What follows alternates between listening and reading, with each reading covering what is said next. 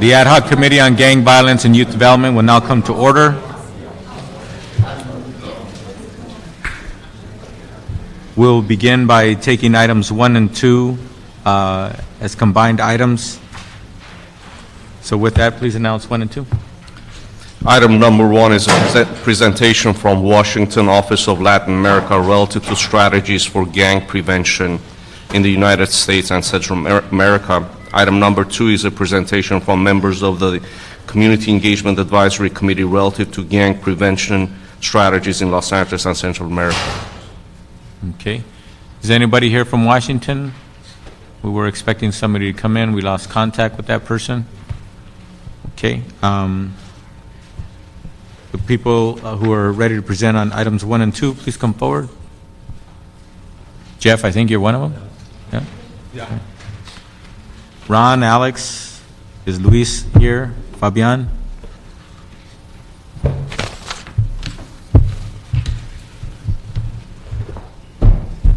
Okay. Who wants to go first?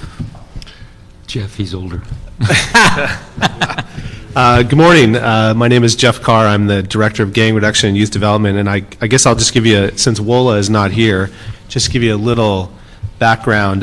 In December, the first week of December, the Washington Office on Latin America actually led a delegation to Honduras and El Salvador to look at the whole issue of transnational gangs and migration issues between Central America and the United States. And it came on the heels of a report that they issued in terms of sort of what kind of policy Latin American countries are implementing related to gangs and youth violence. Ron Noblet and I actually had the privilege of going on that trip here from Los Angeles, and we spent a week, about 2.5 days in Honduras and about 2.5 days in El Salvador to meet with government officials, to meet with NGOs who are actually doing work in the field and get a sense for sort of what the policies are and how the context of what's happening in Latin America and Central America in particular related to gangs.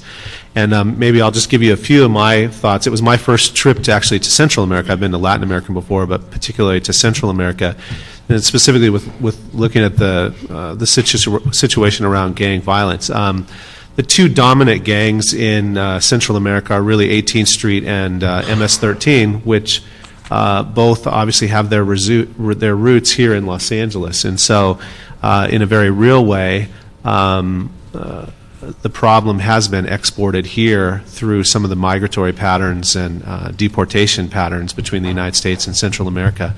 I guess my own experience, took away a few things. One is in Honduras, it was mind-boggling when we met with the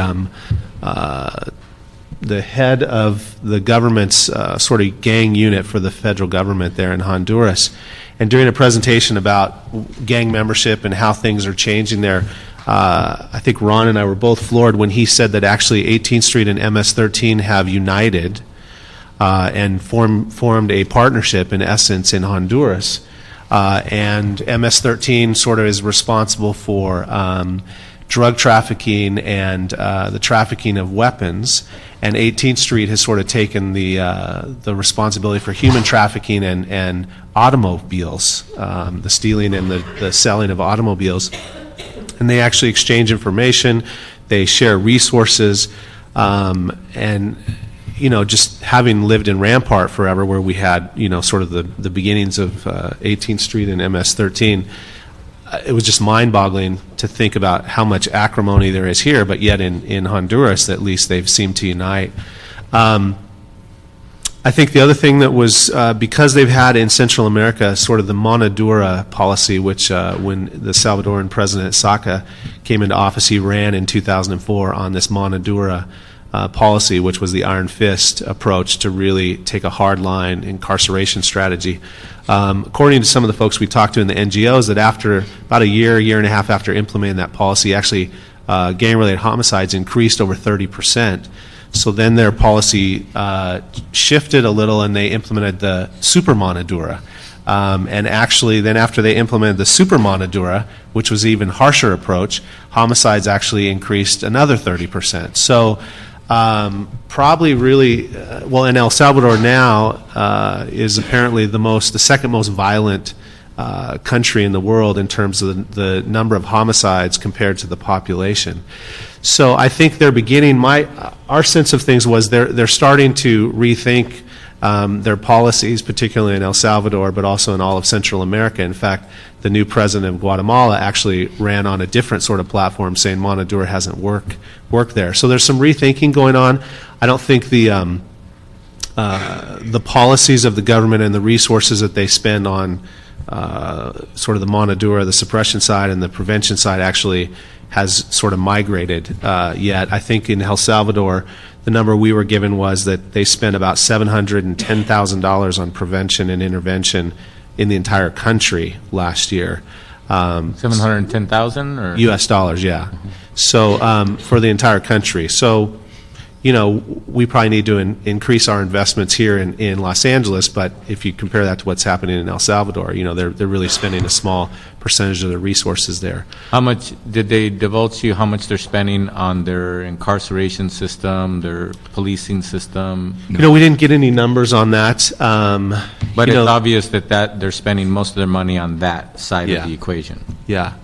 I mean, I think it's fair to say that their criminal justice system is not working. It's broken, and yet to be honest, to say it's broken, assume that at some point it actually was fixed or it worked, and I mean, they really don't have a functioning criminal justice system. I think some of the data we got there was that last year in El Salvador, they only prosecuted 14% of the actual homicide cases in the entire country. There was even a trial that was conducted on homicides, and only 4% of those led to convictions. So there's a sense of sort of quite a bit of lawlessness, and you know the difference between they have a national police system as opposed to a municipal police system, and you know the police system came out of the military, so it's a very different place. I think for me, what I took away is that you know. I was biased this way, but I think, you know, obviously they need to invest more resources in prevention and intervention. I think we need to do the same there. And I think, you know, some of the migratory patterns really is having an impact both ways, from our deportation patterns in terms of deporting people to Central America from the U.S., but also the folks who then continue to come back here, particularly to Los Angeles from Central America. There certainly is an exchange of, I think, of information and folks who've been in both places, and it's a changing dynamic there, just like I think it is here. And so it'll be interesting to see how Central American countries and governments actually really respond to the crisis. They really have a crisis on their hands in Central America. So those are my thoughts, but I want to give Ron and others who certainly have much more experience than me. That was sort of my rookie interpretation. So that was your first time going? Mm-hmm. Yeah. And your reason for going that time was specifically to look into these issues? Yeah, I mean, clearly with MS-13 and 18th Street being the dominant gangs there, and they clearly are dominant gangs here in Los Angeles, I thought it would be a valuable experience to get a sense for how that is playing out in Central America, so it might be some lessons learned for us here. Now, when it comes to government budgeting, you mentioned about the police it's kind of like a national police, but also when it comes to budgeting, I would imagine it probably emanates out of the national coffers, whatever funding there is for police, for streets, roads, all those kinds of things. I'm sure there's structure for municipalities and what their role is, but you know, when it comes to actual when it comes to actual financial investment in communities, they depend on the federal government, right? Yeah, there is a local taxation process, but it seems to be, from what I could gather, it seems to be different. A lot of holes in it? Yeah. I met at a party that was organized at the U.S. Embassy. The mayor of Santa Tecla was there, and I had a really fascinating conversation with him, and we had heard before we met him, actually, that he was one of the more progressive mayors in the country, and he'd actually done a really good job by investing some resources in prevention and intervention, and actually had done some good work in his city to actually address some of the issues, and some of the levels of violence had actually decreased. So I talked to him about that. One of the things he mentioned was really instilling in the minds of local residents that their local tax dollars, they have a problem with collections there, I think. So to really encourage people to pay those local taxes, that they would be invested in creating new infrastructure and also dealing with some of the local problems that they have there. And there's a lot of mistrust, obviously, with the national police there as well, because of the history of the military and the conflict in that country. So it's a very complex place from my perspective. But Ron's been there multiple times, so he could speak much more authentically than me. Ready? Ready. I started going to El Salvador in '99, and I have gone consistently to El Salvador and Honduras since that time. And one of the things that immediately struck me this time is overtly there's a lot less soldiers patrolling the streets. There's a lot fewer armed guards at the doors of every single hotel, every single commercial establishment, as there were several years ago. So overtly, Excuse me, Ron, are you affiliated with an organization specifically, or you prefer to just make testimony? affiliated with a number of organizations. I'm just as a person. I'm affiliated with one of the ad hoc committee here. I'm affiliated with I'm the chairman of the board of a intervention program in Pico Rivera called Crossroads. I'm the organizer for an organization in Whittier called HOT, Hispanic Outreach Task Force. I'm the chairman of the board of an organization called FLASC, Family Literacy Association of Southern California. But I mainly am more comfortable just as being myself. Okay, thank you. Go ahead. The dichotomy that was the most obvious to me is that overtly the preparation for violence has gone down, with the soldiers patrolling the streets, with the armed guards in the front of all establishments. There's a lot fewer. At the same time, there's a lot greater fear in the barrios. There's a lot greater fear of each other and of being killed. The president of the Supreme Court of Honduras basically told us in a meeting that if we start implementing actions that would make things easier, we would be killed. The head of the National Police Force knows that if he were to once he starts going after corrupt policemen, he's a dead man. In Salvador and in Honduras, there is a leadership in both countries that transcend the president and transcend the police. And these people only care about staying in power. So there is a repression and a consciousness of a literal eradication of those that are deemed a threat. In both countries, the threat are young people, are youth. To a great extent, the parents of the youth went north during the war, either to escape being killed or to try to earn a living. To a great extent, large numbers of youth have had to raise themselves in the streets of either San Pedro Sula or Tegucigalpa in Honduras or any part of Central America, of El Salvador. What that has created is generations of youngsters raising youngsters who feel that the world is against them, and it is. The only groups that initially welcomed them were the gangs, and that was from the guys from MS that came from up here down there. Now there is a evolution of activity that the numbers of MS members and 18th Street members down there who come from there and have never been here are now greater than the ones who have gone down there, and they are seeing the guys from here as enemies because they treat them like crap. The NGOs, the nonprofits that try to do work in both countries feel that they have no support and do not have any support from the government. The police and the governmental agencies are starting to use the word prevention. They have no concept of what prevention is, and it's just a token speaking to it. There is a equivalent of a gang work organization that reports to the president called the Consejo or it was called the Consejo in El Salvador, and it really does nothing. It spends a lot of money but does nothing. My assessment of that is that they are starting to verbalize the necessity of doing things other than suppression, but they have no concept yet of intervention, of prevention, of reentry. They have no concept of organizing along lines of helping community.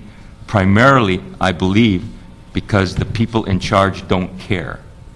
What that means for us is there will continue to be a cycle of people, of immigrants who come up here looking for a better life, of guys from up here who have been locked up and are deported down there and want to come back. And that's basically it. Now, I'll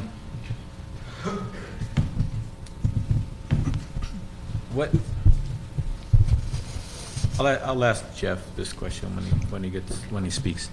Okay, thank you. Alex? Hi, my name is Alex Sanchez. I work with Homies Unidos here in Los Angeles. As a Salvadoreño, I went through an experience as also being deported to El Salvador. So I'll speak some of my own experience, but also with the So work. you were born in El Salvador? I was born in El Salvador in 1971. Came to the States in 79, right during. So you're 8 years old? I was 7, going on 8. Came during a period where the war was beginning. What's the significance of that age of a male from El Salvador coming to the United States? Is there any significance of that age? Yes, it 6, is. 7, 8 years old? It is. It's, for the most part, we have been left behind by our parents because of the conflict in El Salvador. So most of the youth that were coming up as to meet their biological parents after years of separation. In my case, it was 5 years of separation. But doesn't some kind of recruiting go on at that age? At that age, you are confronted with what's in your community. I came to live in Koreatown, and No, excuse me, I'm talking about El Salvador. El Salvador. For example, back then, didn't the military recruit young Yeah. boys? At what age did they recruit the young boys? Well, for the most part, it was about 13, 11, 13. They were picked up in theaters, in the parks, wherever they were at. Truckloads of military used to come in. They will go into schools. Also picked up youth that were turning 12 or were 12 years old, picked them up and recruit them for the military. There were some recruitment also done by the left wing, which was the guerrillas as well. But for the most part, many of these youth used to flee that area after their parents had been killed by death squads and so on. So that's what's part of the reason of many of our parents leaving us behind to try to come up and bring us over, because they were the primary target if they were involved in somewhat in the conflict. So there was perhaps a generation of youth that understood that they would get caught up on one side of the war or the other, and they would have to literally be forced to take up arms one way or another once they became 10, 12, 11, 10, 11, 12 years old or so, correct? Correct. Okay. So you actually came to the United States before that dilemma faced you, but if you had stayed, inevitably, you would have got caught up in that? Probably. I had family members that were either or, and there was a big conflict because I lived at the outskirts of San Salvador in an area called San Martin, which were a territory where there was a lot of fighting during the time. There's the military base in Soyapango, which is close by the Air Force base in Soyapango. So it was an area that was deeply in conflict because of those issues. So I came to this, my parents sent for me in 79 because it was getting worse than when they left. So with that said, I came to live in an area where it was totally different from what I had seen in my own country. Before, it was mango trees and fruit trees as a backyard, with a beautiful view of the San Vicente volcanoes. And now it was an alley full of broken glass and urine smell became my playground. Here in Los Angeles? In Los Angeles. So there was a big shock. The other thing that went through us as an immigrant, there was a big issue with my little brother, because my little brother came with me, was the fact that we didn't speak English.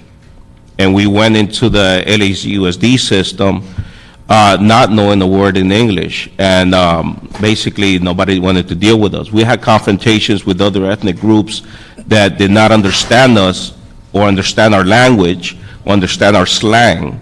Although they may have spoken Spanish, they did not understand the way that we spoke it.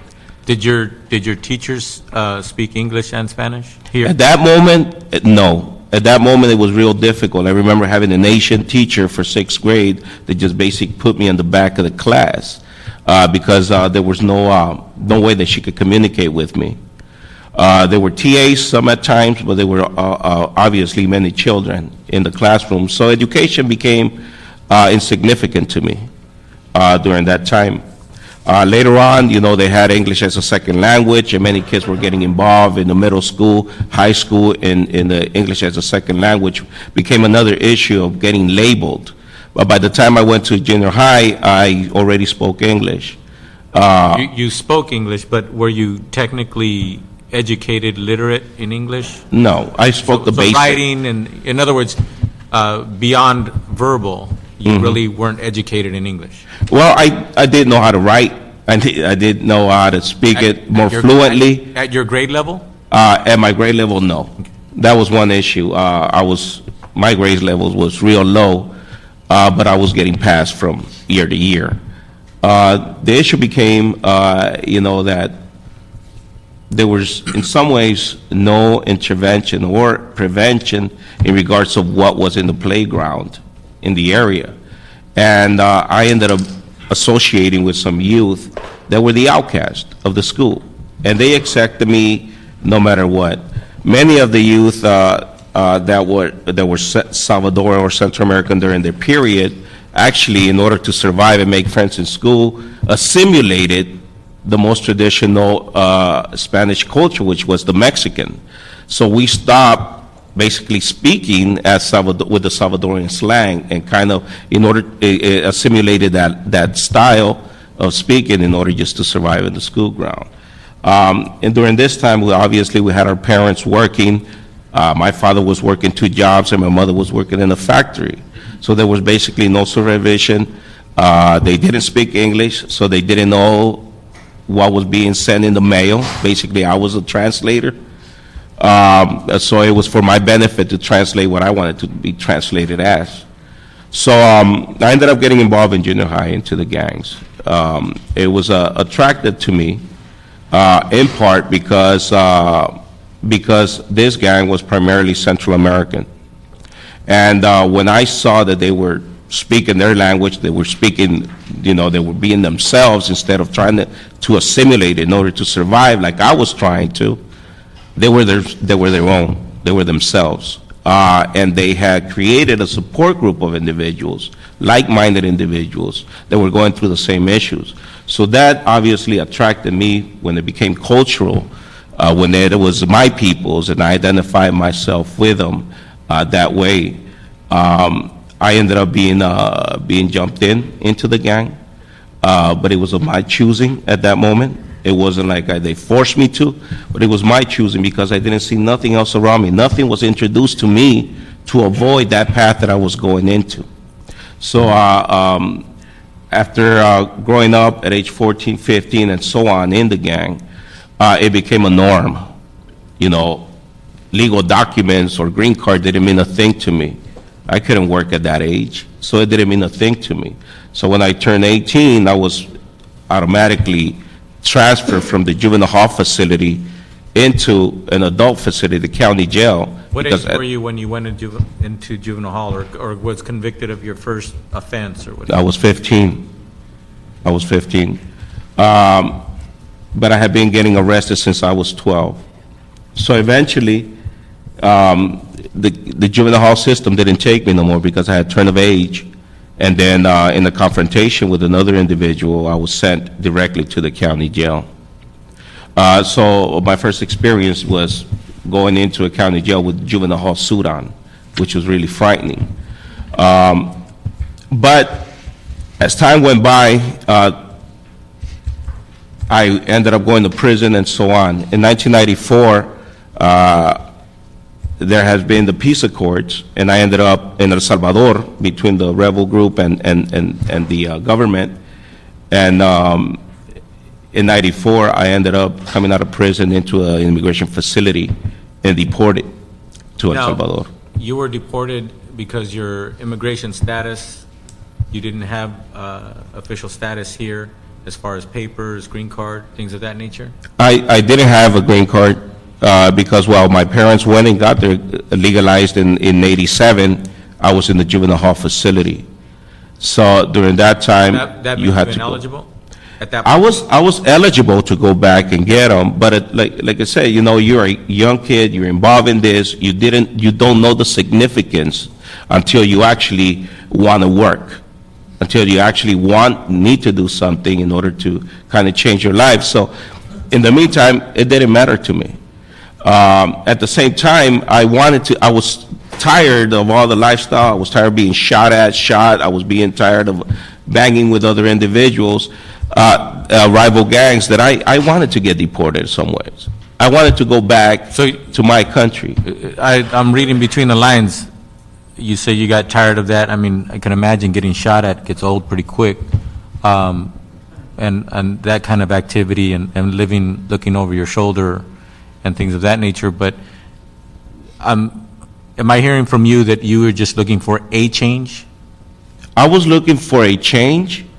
It was a time where you know, you start reminiscing on what you've done for yourself. I was 21 that age, and I was thinking, well, what have I done? What do I have forward to looking at this time I get out of prison? What's going to be there for me? You know, and basically there was nothing that I could go to, nothing that was waiting for me. I knew that my parole officer was basically just going to look for a way to violate me, so that's what I had to look forward to. So once I got out, the only thing that was comfortable for me to get involved in, because although the first week, for the most time, I spent it at home, you know, I didn't have a job. I knew I was illegal. I couldn't get a job legally. So, you know, you had to do whatever it needed to do to get a job. So I did get a job at a Pollo Loco at one point, you know, but that didn't last because of the self-esteem, you know, not being able to be yourself, not being able to even find a way to cash your check because you don't have the proper documents, just kind of brought me back into the gang lifestyle. But one of the things was that if I would have been able to get a job within those 2 weeks that I was out, there would probably be likelihood that I would have been able to kind of get back in track. But the unfortunate thing is that if you don't get a job between those 2 weeks, you get desperate.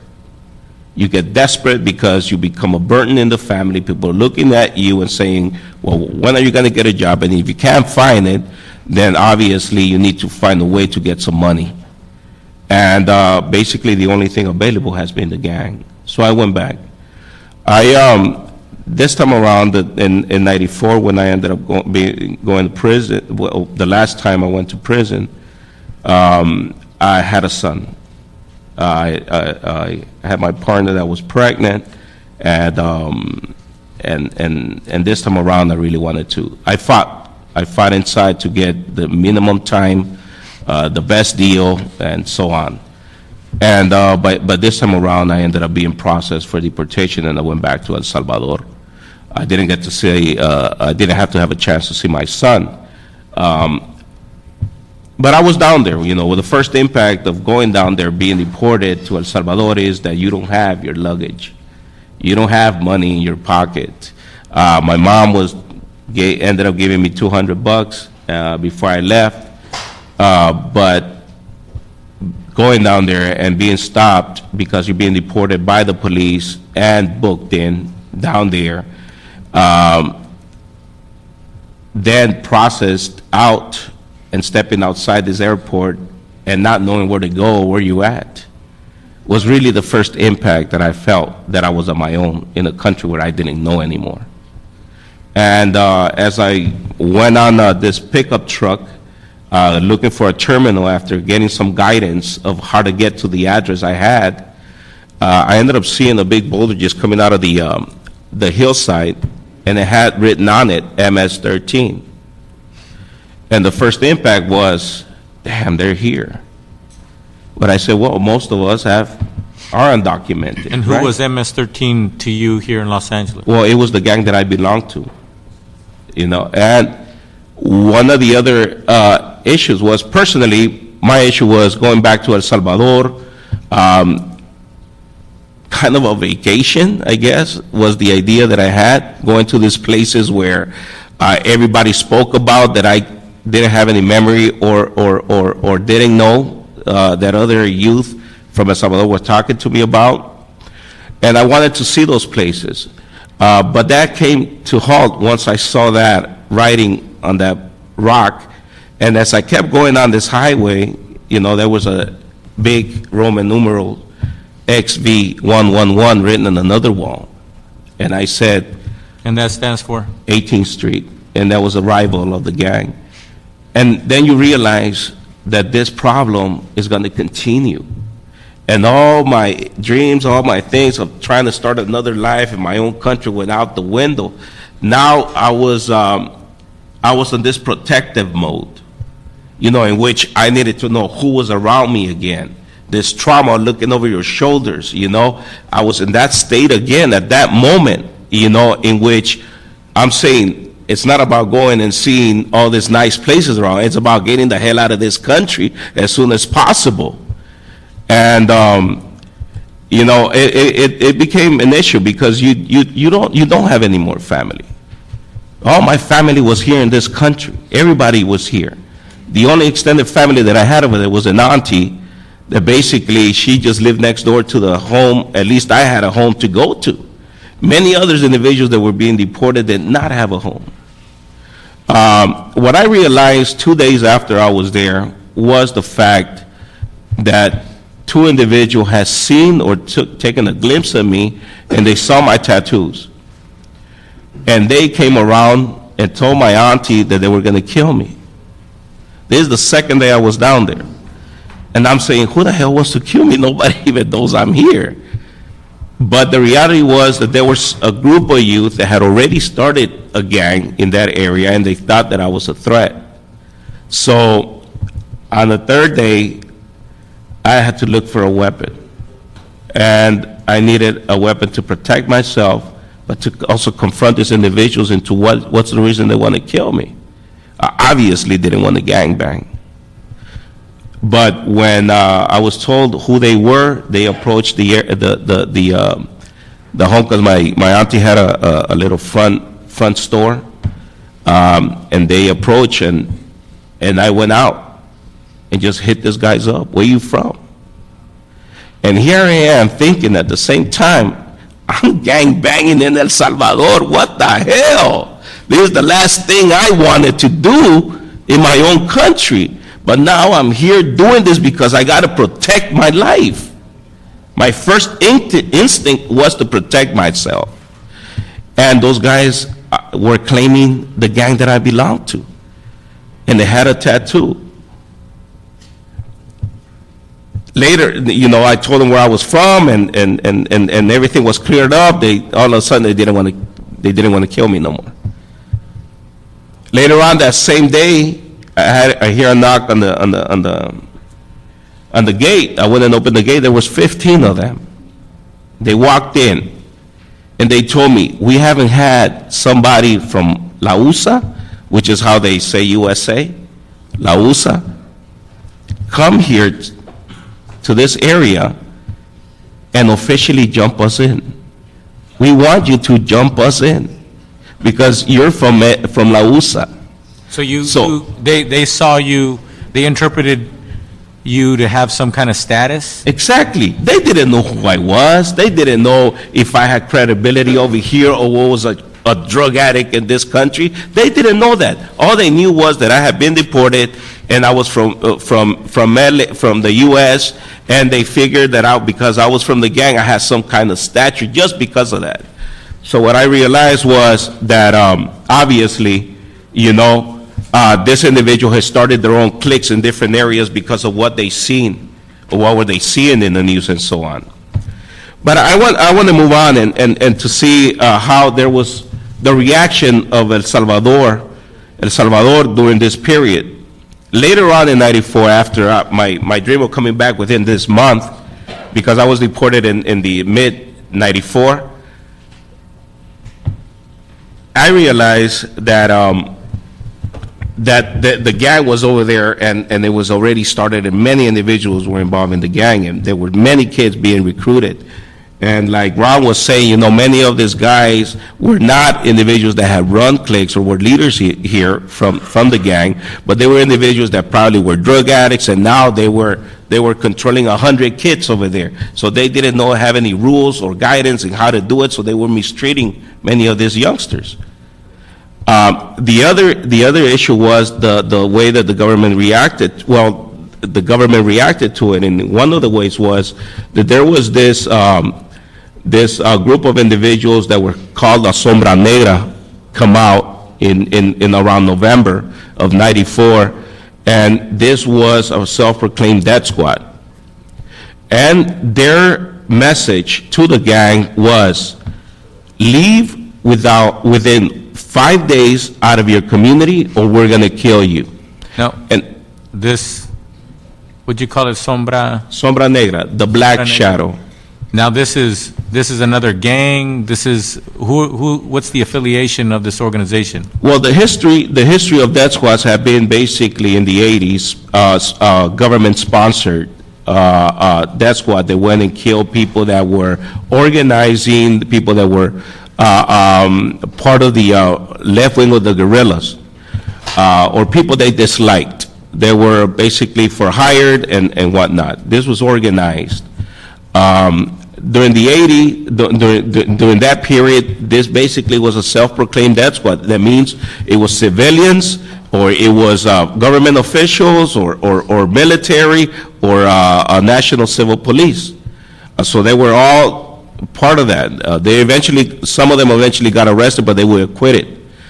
One of the main issues was that the gang saw them, or the gang saw those groups not as an authority figure to obey, but as another gang. So obviously nobody left, but many bodies started turning up, and they were stamped with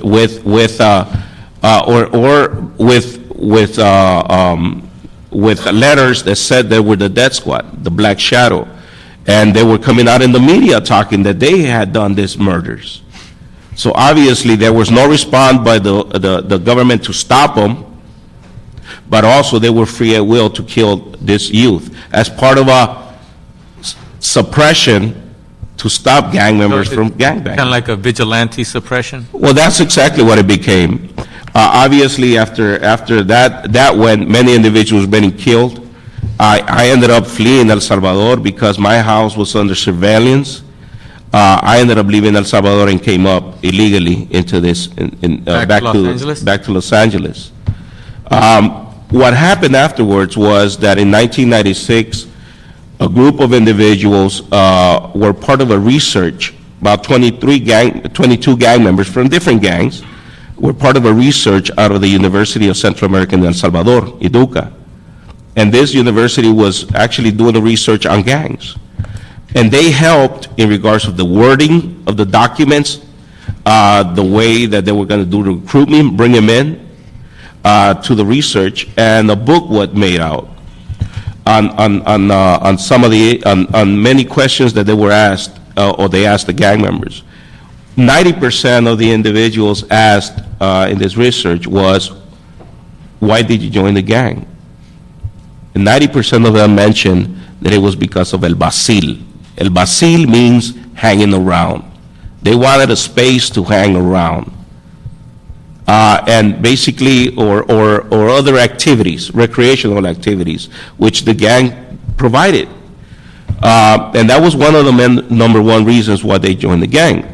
Now, what you just described about El Basil, that to me translates a little loosely into what some of our prevention programs are here in Los Angeles, where kids can go, they can be safe, there's adult supervision, hopefully they engage themselves in activities that are constructive, and then therefore that's the alternative to hanging out in the street, getting hit up by gang members, and then becoming part of that element.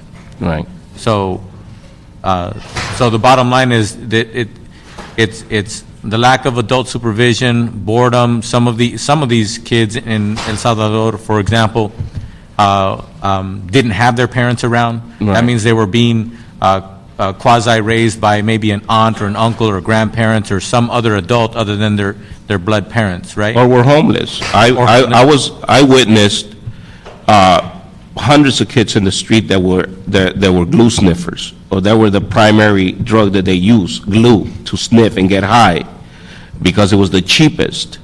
Many of them were shoe shiners in the street at ages 9, 10, in the street already, that were homeless.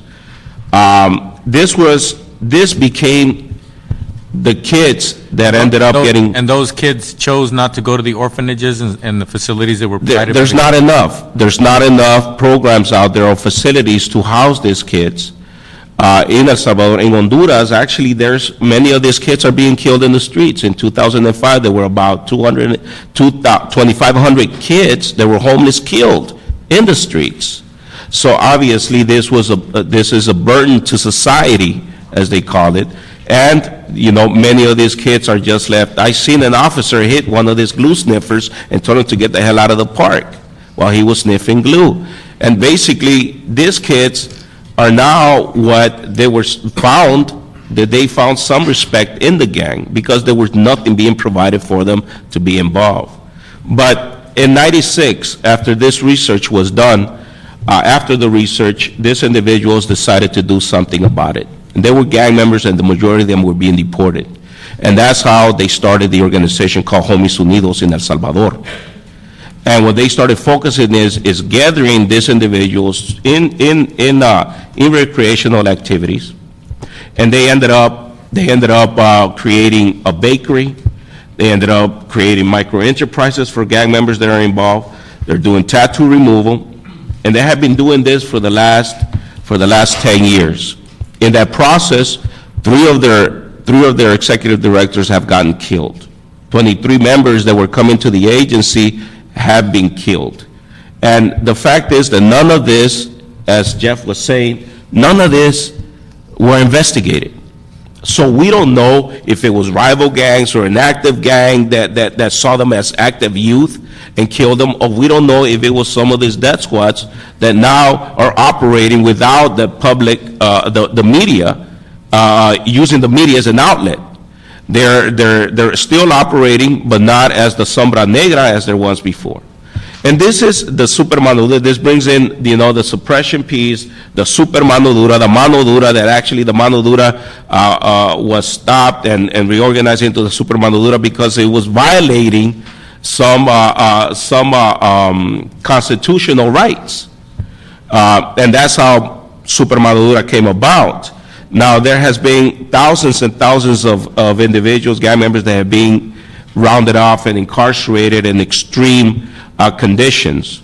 We have a prison that's called Zacatraz, that's in the area of Zacatecolucas, and is named after Alcatraz, as well as the city where it's at, Zacatraz. That is a maximum security prison. Now, people have been able to call out and say how they're being mistreated. And what you see happening in Iraq in regards to the tortures, and what you saw happening in El Salvador during the war, is the same techniques that they're using in these prisons to interrogate individuals and torture. They're being put in barrels full of water and simulated drownings. They're being shocked with electricity in their genitals. They're being burnt at the bottom of their feet as interrogation methods to give up who those leaders are. And this is evidence that Homies Unidos over there is compiling, as well as us, that we're using here in collaboration with Homies Unidos in El Salvador to actually address why so many gang members right now that have fled El Salvador because of these suppressive measures are here now and fighting political asylums. They don't want to go back because they know that they'll probably be killed, persecuted, or imprisoned. So many of them are coming back, not necessarily because they want to come back, or like my issue, many of these individuals now that are coming back have never been here before, but they're looking for an area where they could be safe, because the suppression piece down there has gotten too extreme, that it's not just about incarceration, it's about killing you if you're part of this. That has not really stopped the issues of why so many kids join the gangs. So we now understand that measures such as 3 strikes, Proposition 21 here, has not stopped the flow of youth getting involved in gangs. Well, even if we put the death penalty for gang members that commit crimes, it's going to stop it. So we understand how critical our work needs to be done in the way that we address the issues of prevention and intervention, which is the primary ways that we're going to be able to reduce many youth getting involved in gangs, because not even death has stopped youth from being involved in gang activity or being recruited into gangs. So, and Homies Unidos El Salvador has really taken the lead on in addressing many of the human rights violations that have taken place. They've gone into Mexico, they've gone to Switzerland, they've gone to many areas. Unfortunately, many of them have been deported and are not able to come into the United States to address a lot of the issues that are happening down there. But they have addressed this to the international human rights agencies in regards to what's happening down there in El Salvador. I believe that if we are able to start addressing the issue of gang members in the transnational way, in regards of what this recent collaboration in regards of intelligence exchange agreements, I think that we also should start looking at best ways in which the Los Angeles Gang Intervention Bureau is addressing the problem, and try to see how the government down there, or identify those agencies that are actually doing the work down there, could address it as the same way as a technique to reducing gang violence.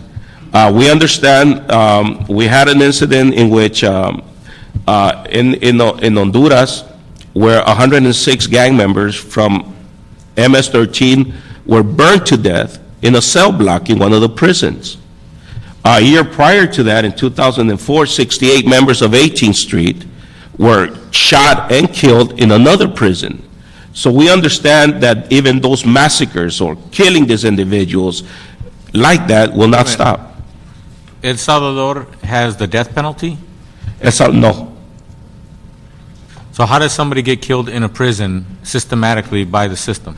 Well, basically, it's been, El Salvador and Central America overall has used techniques such as social cleansing. In 1932, there were 32,000 indigenous people killed and shot to death.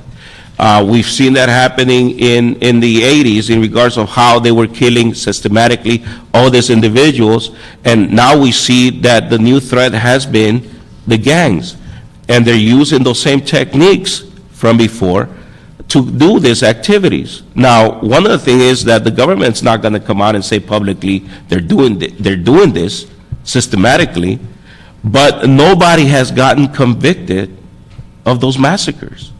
So we see that they're condoning these activities, and in regards to Guatemala. If I might just add, we actually visited a lower level security prison and actually went inside the prison. And part of it is if you see, there was a big open yard, probably the size of a middle school or an elementary school playground. And literally everyone in this in the prison are all there at the same time with no sort of, I mean, they're just sort of, it's like a holding pen.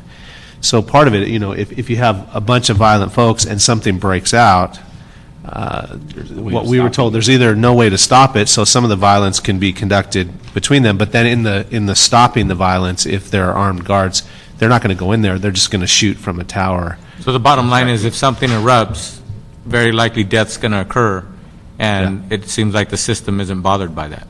Yeah, that would be my assessment of Well, the way it was there. Thank you. Yeah. One of the major things is that nobody likes gangs, and that's obviously El Salvador, the population. Nobody likes the gangs, but in regards of stopping this gang violence and activities, nobody has actually done anything else to better the communities or the country overall. People right now are making $5 to $7 a day. Just a day working hard, 14 hours. So we're talking about where are these kids going to come out and as a reentry point to go back into communities and work and find employment when the average Salvadoran citizen does not have a job. So it becomes an issue of how much is the government going to be involved in this process. We saw what happened in Honduras, and we had a lady by the name of Maria Luisa Borjas that had been a police officer for over 25 years, and then she went into the Division of Internal Affairs, and she started investigating all these areas of youth coming up, tortured, tied, bonded, and she ended up finding out that there was holding houses, safe houses, of law enforcement where these activities were taking place. And she was persecuted. Her son was kidnapped by authorities and then let go as a sign for her to stop. So we see that systematically El Salvador is a dangerous country overall, not just because of the gangs that exist, because as well as here, there's about 8 to 10% of the crime being committed in the gang has involved gangs. So the majority of the crime being committed is not a gang member, as well as here. But the media, or what being publicly documented in the news or broadcasted in the news, has been this constant threat that the youth and the gangs are the causes of all violence, and they have they're the ones that they have been the scapegoats for this 21st century. So basically, Guatemala is that area in which many of these individuals are coming through. And Guatemala also has had the biggest violations of human rights in regards to youth. Last week there were 7 gang members killed, and nobody has been targeted, or there's no investigation happening. There's been instances where individuals that have been deported here, like one of our youth, one of our females that is coming to our programs for tattoo removal. Her husband was deported to Guatemala. He was held for ransom in one of the police stations, and they asked for $5,000. Those $5,000 were sent. He was released. A month later, he was found tied up and shot. So we understand that gang member has not only become a target as well, but they're also involved in activities, in gang activities, as we know. But the response by the government has not been what we're asking for here as well, that it start investing in intervention and prevention to really have an impact on the gangs. Suppression, we've seen it. There's 700 and something more gangs now than before all these policies took place, like the 3 strikes and so on. And we have more gang members now than before. We have youth waiting in line that belong to crews, that are involving crews. So this is an emergency that we need to address in the best way. And I think that we have a team now that we're creating that we need to work as part of the gang intervention in the streets, as part of city council, the ad hoc, and the mayor's office. We really need to seriously sit down and address this issue with all the experience that you have on the table here. So I'll leave it at that. Thank you. Thank you, Alex. Fabian? Thank you, Alex. So, that's the story that the stories is what keeps everybody, the real work that's happening, and you can't discredit a story. Like I want to invite Luis Rodriguez, who's also, Yeah, he's going to come up after Susan, unless you wanted to make a presentation with yeah, I him. wanted to do it together because that's where All right, we're thank you. Luis?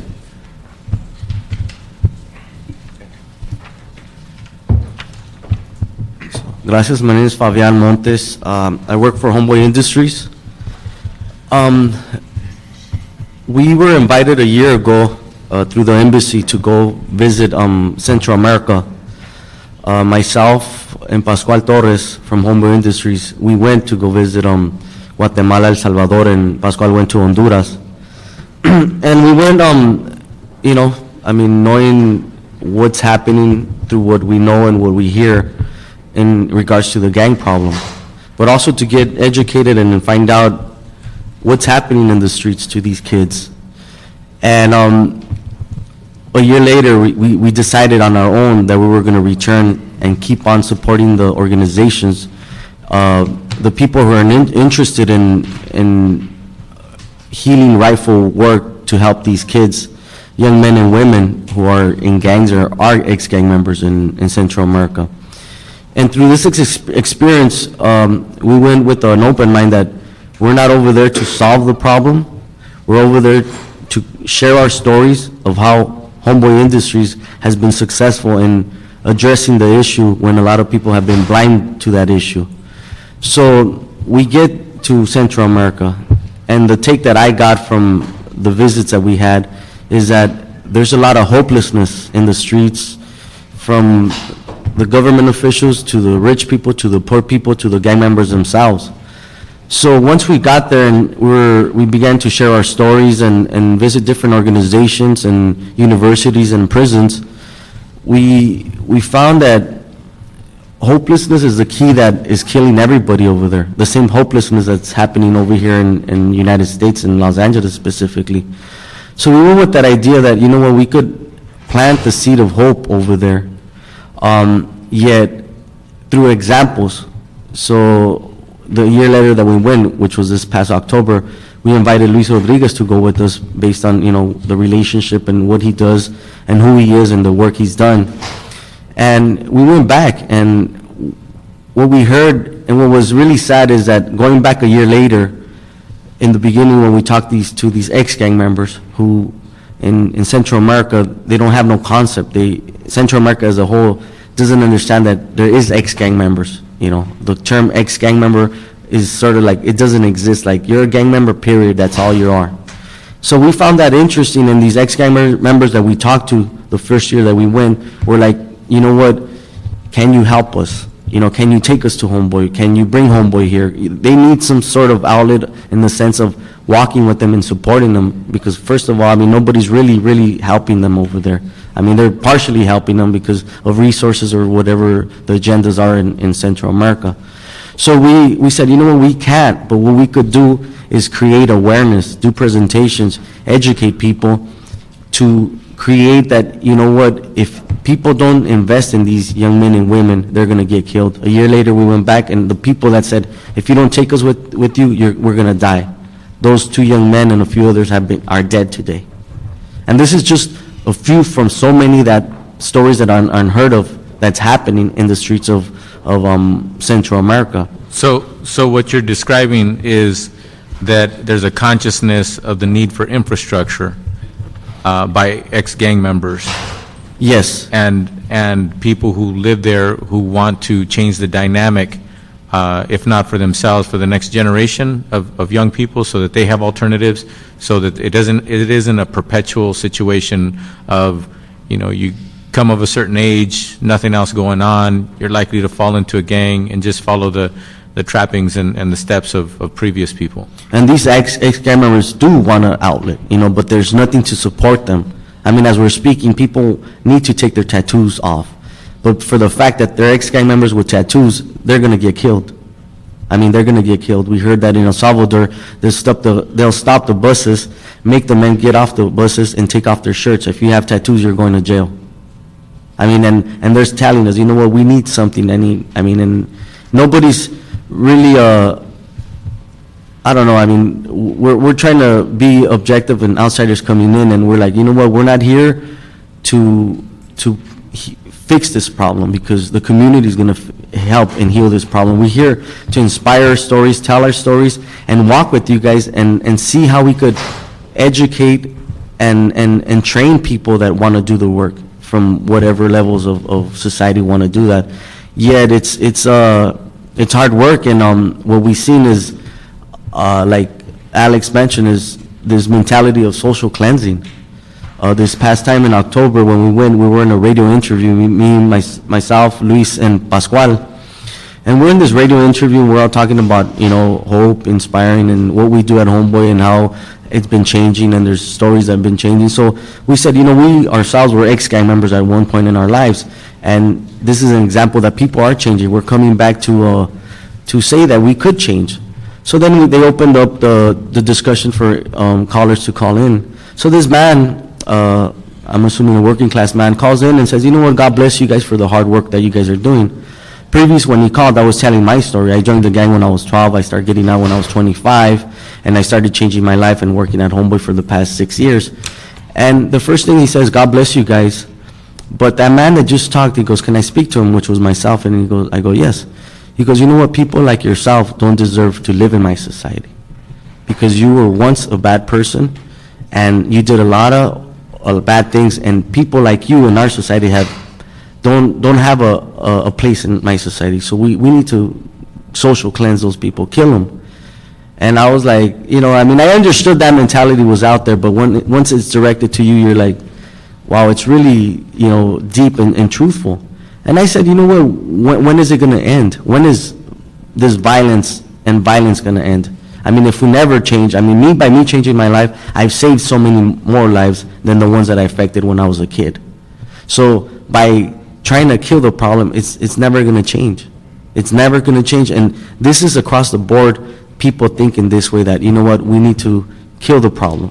I was really, is this Nazi Germany that we're in, that you're going to attack the Jews, but you're replacing them with gang members or ex-gang members?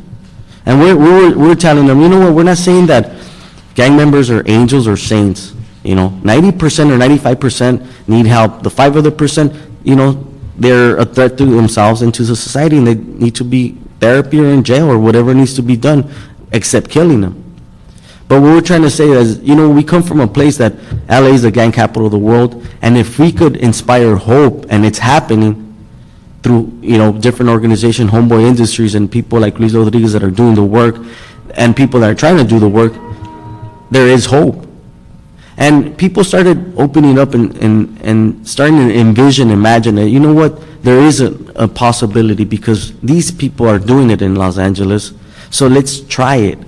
But the thing is, there's more of education. Like, we're doing the same thing here in United States. You have to educate people that gang members are not demons. They're demonized by the media, by people who don't understand. So all we're trying to do is put a face to the person in the story. And like Alex said, you can't judge Alex as a gang member, because if once you know his story, his truthful, painful story, as we all carry, then that person becomes a human. And that's what we're trying to do in Central America. But the thing is, there's been so much pain, poverty, civil war, and all these things that, it's their trauma, like Luis once said, is meeting our trauma here in the gang culture. I'll let Luis talk a little bit more. Thank you, Fabian. So one of the messages today that you're giving us is what we do here in LA, and the success that we do or don't have will either help or hurt the progress in other places outside of Los Angeles? Partially, yes, because we're an example, since we're in the gang capital of the world, that everybody's looking at us, and this international problem we're responsible for part of this. We can't just say, you know what, it's their problem.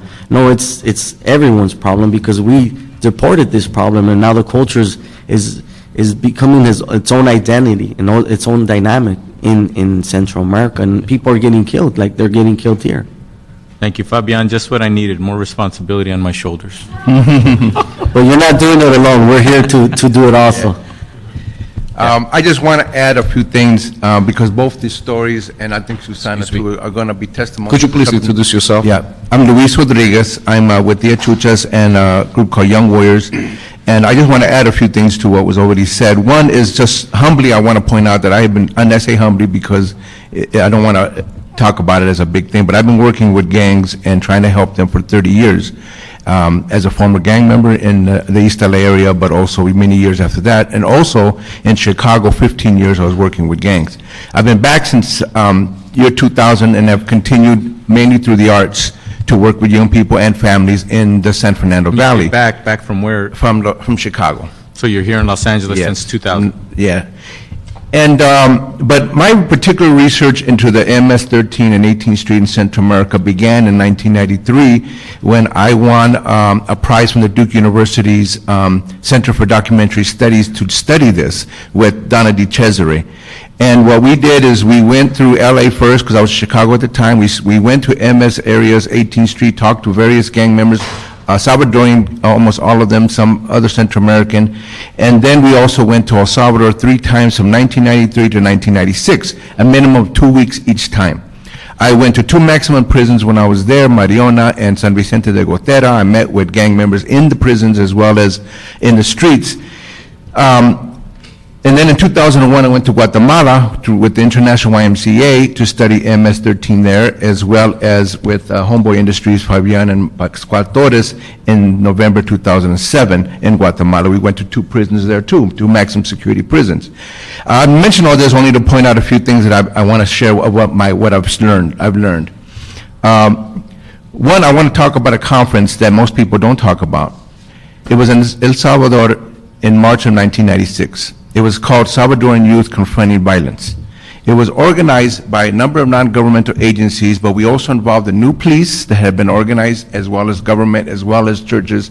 And me and Donna brought members of MS-13 and 18th Street, who supposedly could not meet, could not sit in the same table, one guy actually had blown his hand off in a hand grenade attack against a rival gang. And we brought him to the table. And the reason I mention this is because there was an opportunity in El Salvador, just like various times in LA, where peace, real intervention, real work was possible. People say these gangs can never unite, they'll never unite. We had them at the table. And not only that, I will say that they were the most articulate about their issues. They knew exactly what their issues were. No jobs, no resources, no places to stay, no support. And they were willing to not go to war, just to struggle to get the government and the society to understand it. At the very end of the conference, people were in tears. Police officers and gang members hugged each other. I'm telling you, this has happened in '96. Gang members, rivals, were hugging each other, mothers and people. It was so beautiful. But I will tell you that my sad experience since then is how it got sabotaged and completely pushed aside. And you know, in El Salvador, there was, Arena, which is more of a right-wing government, was in charge at the time. And my sense is that they didn't agree with this. Soon after that meeting, and I'm sure Alex knows about this and Susana, they brought in so-called consultants, including from the LAPD, to give them another way to deal with this. Mano Dura became the #1 way of dealing with this issue. Then Super Mano Dura came in. And I don't know if you're aware, but the murder rate was always very high in El Salvador. And before Mano Dura came in, it was 35 people per 100,000 people killed in homicides. Since Mano Dura and Super Mano Dura, it has doubled to 70, and I understand now the murder rate is now 120. So it's even gotten worse. In other words, there was an opportunity for people to bring peace in that community, but they needed resources, they needed a vision, they needed imagination, and they needed the sense that it could be done, and it was squandered by certain political forces, and unfortunately, the result is what we're seeing now. The other thing I want to mention is that these gangs were deported from the U.S. There's a big sense in this country that MS-13 is a foreign invasion to the U.S. The fact of the matter is, they were created in Los Angeles, which, as was mentioned, is still the gang capital of the world. I know I hate to say that all the time, but I've been all over the world, I've seen it, it is still the gang capital of the world. And this problem was reported primarily after the LA uprisings of 1992, but in particular, in 1996, as you know, the new changes in immigration law targeted undocumented criminals, convicted criminals. And I'm not sure if the council is aware here that since that time, 700,000 people have been deported with criminal offenses, coming out of the prisons and whatever county jails and whatever it is, to countries all over the world, including Cambodia, Armenia, and other places, but the vast majority to Mexico and Central America. The impact of 700,000 so-called criminals to the world from the U.S. is tremendous. We are seeing it in Central America because Central America has countries that are very small and very poor and have been through amazing amount of trauma through war. And so we're seeing the impact now because those countries have had what I call not really an invasion, but a forced, dealing with this issue because of our policies, which I think is attributable to squeezing our communities, particularly the immigrant communities who are poor and vulnerable and now are easily targeted. What happens in LA impacts the world. It's not just that we're going to deal with gangs and issues here and it's just going to affect LA or maybe California, maybe the United States. What we do here impacts the whole world. It's a global issue that we are directly responsible to making positive or negative impact in. And I think a lot of it has to do with what we do with kids here, what we do with young people, what kind of resources, again, what kind of vision do we provide. If we think that we're just going to throw the problem out by deporting the problem, by squeezing communities through gang injunctions, through 3 strikes you're out, by high-end development, we're only spreading the problem worse. I'm sure you're aware that California gangs, in particular LA gangs, are now the #1 problem across the United States, let alone Mexico and Central America. Besides the fact that, first of all, MS-13 has been declared by the FBI as the worst gang in the country. I will have to tell you that this is a terrible, wrong demonization of the gang. I don't want to tell you what the worst gangs are. I do know who they are. It's not MS-13. But why do they target MS-13? Because there is a sense that they are, first of all, vulnerable, they're immigrants, but also that they are connected to terrorists and therefore outside forces. The fact of the matter is these forces that we're dealing with are inside us. They're within our country. They're what we do as a country. There's how we treat our own youth, especially with the resources that we have in this country. What we decide to do is what's really at stake here. The fact of the matter is the gangs from LA are all over the United States, Crips and Bloods. Sur 13 is actually much bigger, larger, and more of a problem, but people don't seem to be talking about this in the media. They don't even know what it is.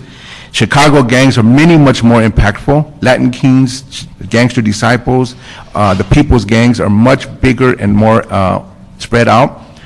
But MS-13 is considered most dangerous. And I think it's because it's related to the fact that it's easy for them to be connected to outside forces, immigrants, and therefore they're being invaded. The fact of the matter is we unfortunately invaded those countries by sending these kids who should have been helped in this country over there where there was no resources. And this is the end result. So I just want to add that part to this because I think there's no way these stories can be duplicated. They're powerful stories of real lives going through this. But I think I want to point out that our policies, good and bad, do make a difference. And I would hope, and I think the experience we had in Guatemala with Fabian and Pascual, seeing there that people are looking at us for answers. We, like Fabian says, we didn't come in there to say we're going to give you the answers because we're not going to do it. But they could get from us, especially like Homeboy Industries, an organization that has proven nowhere in the country is there a group like Homeboy Industries that is possible. They were looking at, we want something like this. In other words, if they see the dream, they'll want to realize it. If they don't see the dream, you know what the answer is? Social cleansing. Homies Unidos is the same organization. They see what Homies Unidos can do and people start gravitating towards Homies Unidos. If they don't see it, there's a vacuum, as was mentioned, and then they go towards whatever can fill that vacuum. So I'm for trying to bring these examples in LA Not just the negative, bad examples, but the examples of people who actually are in the trenches, actually doing real gang intervention, real long-range, impactful work with young people, changing their lives, utilizing every aspect that we can to do it, and then being able to show that to other people what's possible. But the other thing we need to do is to change these policies that are only contributing to the problem. Nobody is taking, I talked to not DNA, but a federal government ICE official. Nobody in the government is taking responsibility for this. I have been a gang expert witness for 30 deportation cases to try to give people a sense that these kids should not be deported. Their lives are in danger, not just from other gangs, but death squads, as was mentioned, police, a lot of ways. None of them have gotten asylum, but at least 5 out of the 30 have gotten asylum. And 2 of those, by the way, were to Mexico. So my feeling is that people are not taking responsibility in the government and the city for what they're doing. The ICE official's position was, we're doing our job, this is what the U.S. people have told us to do, and that's what we're doing. And that, to me, is a very narrow way of looking at answers. So I just want to mention that. This is a problem that I think we can have some impact and some I also wanted to add, as we're in Central America, they're telling us that, these gang members are bad, it's MS-18, it's the worst, that's their reality, and we're saying, well, there's 2 gangs here in Central America, yet in Los Angeles, in the United States, there's 700 gangs that we're dealing with, that there's a possibility to help people change. Yet, since it's a small country, the problem looks big, and they see no hope with that. So we're like, you know what, there is hope, there's people doing the work, yet the resources need to be brought into the people that are doing the hard work. And the second time we went to Central America, we did it on our own financially, as far as going that we're going to fundraise and go to do this. So when we're in Central America, they're like, well, why are you back? And I'm like, because we care of this problem. We understand the pain of the mothers who are crying and the guys that are getting killed and women getting killed without, this vicious cycle is happening because we're seeing it happen over there. And you guys are in the beginning of it. So how could we help in creating a vision of what's happening over there? So we're like, you know what, just have patience, and this problem is not going to fix from one day to another. It took Homeboy Industries 20 years, and many people didn't believe and didn't envision and couldn't imagine that. So we're like, you know what, it has to happen from the whole community, from every level of society, political, churches, government, Police. everyone, police, everyone is in helping this situation. But once you divide this problem, then it's your problem, not ours. And we were there saying, you know what we through the research and understanding is like, you know what, the mano dura came from Los Angeles. The police force tried to do this 20 years ago in the gangs, bringing in the military, doing all these things in the communities. So we're like, you know what, it hasn't changed, and it's not going to work. So there's going to be different approaches that we have to figure out, and how can we do it together. And we're going to be doing different presentations throughout Los Angeles and the United States to educate people that, you know what you see in the news is not the reality that's happening in Central America, like the reality that people see that's happening in the streets here in Los Angeles. We have to come back with the truth and talk about it and see how could we find solution to these problems, because there is solutions. Where people here before you with solutions that are doing it today, but we need to do it collectively. Thank you. Thank you. Susan? Good morning. My name is Susan Cruz. I'm the founder and director of Sin Fronteras, a California nonprofit that works with youth in conflict with the law. Specifically, I'm here in my capacity as a person that has been working the issue of youth in conflict with the law, with a special focus on immigrants and other underrepresented groups that generally tend, to be left by the wayside and forgotten, or as we're speaking here today, youth that are demonized and blamed for just about every ill in society. What qualifies me to speak on this? I've, lived the lifestyle. I've made changes in my own life, and I've actually have taken quite a lot of time and effort to really look at what the upstream causes of these problems that everyone here has spoken about. We see what the problems are, but we generally don't take the time and the effort, to see where all of this stems from. And I think as a policymaker and stakeholders in this room, We really have to take a hard, long look at to what the root causes of all these problems are. Another thing, that makes me an expert in this, having gone back to my country of El Salvador in 1993, I worked for an American trading company whose two main clients were the Ministry of Defense and the National Civilian Police, which was still in its birthing stages back in 1993, a year after the signing of the peace accords in El Salvador, ending an armed conflict of over a decade that costed over 70,000 deaths of Salvadorans. This trading company represented major American firms like Smith & Wesson, Bell Helicopters, Winchester, Olin, the makers, Colt, the makers of the M16. And therefore, in my capacity as an account So representative... these aren't companies that make school supplies? No, they're not. These are companies that market and make death.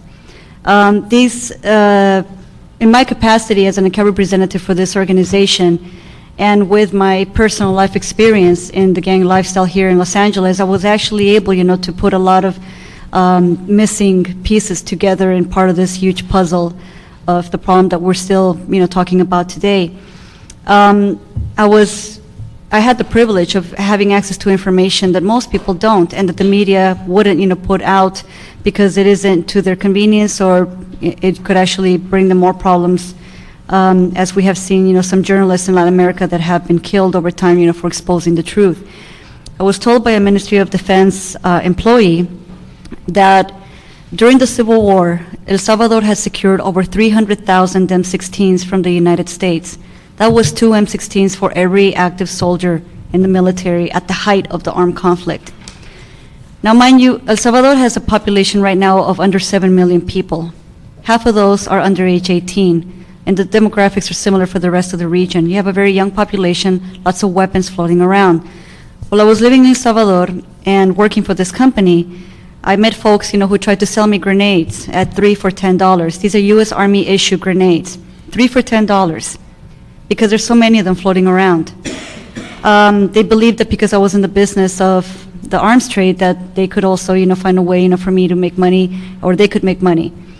I found it quite interesting, that these things were so easily accessible, and I really don't understand why people are so surprised that there is such carnage in this region.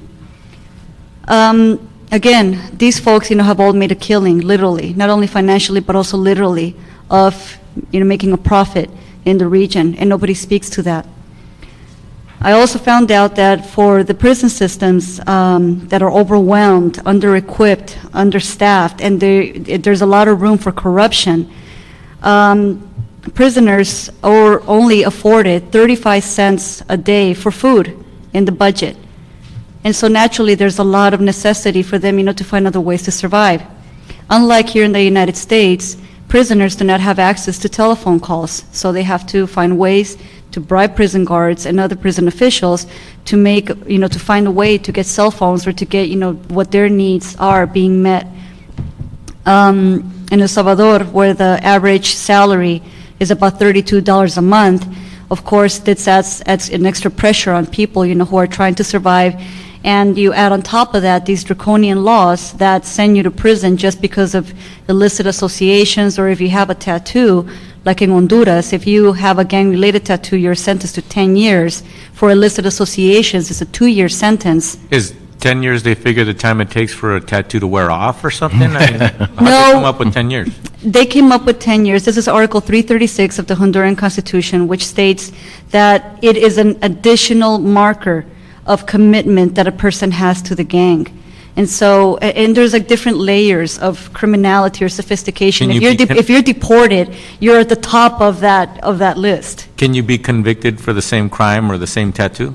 Absolutely. So in other words, if they throw you in jail in 1995 for 10 years for a tattoo that you have on your chest, you go to prison, you don't get any more new tattoos, you get out, all of a sudden in 2005, you get out in 2006, you're on a bus, they tell everybody to get off the bus, take off your shirt, they see the same tattoo, the Constitution over there allows their system to go ahead and incarcerate that person again for 10 years? Yes, sir, and I'm glad you brought that up, because it actually leads me, to the next point that I wanted to make.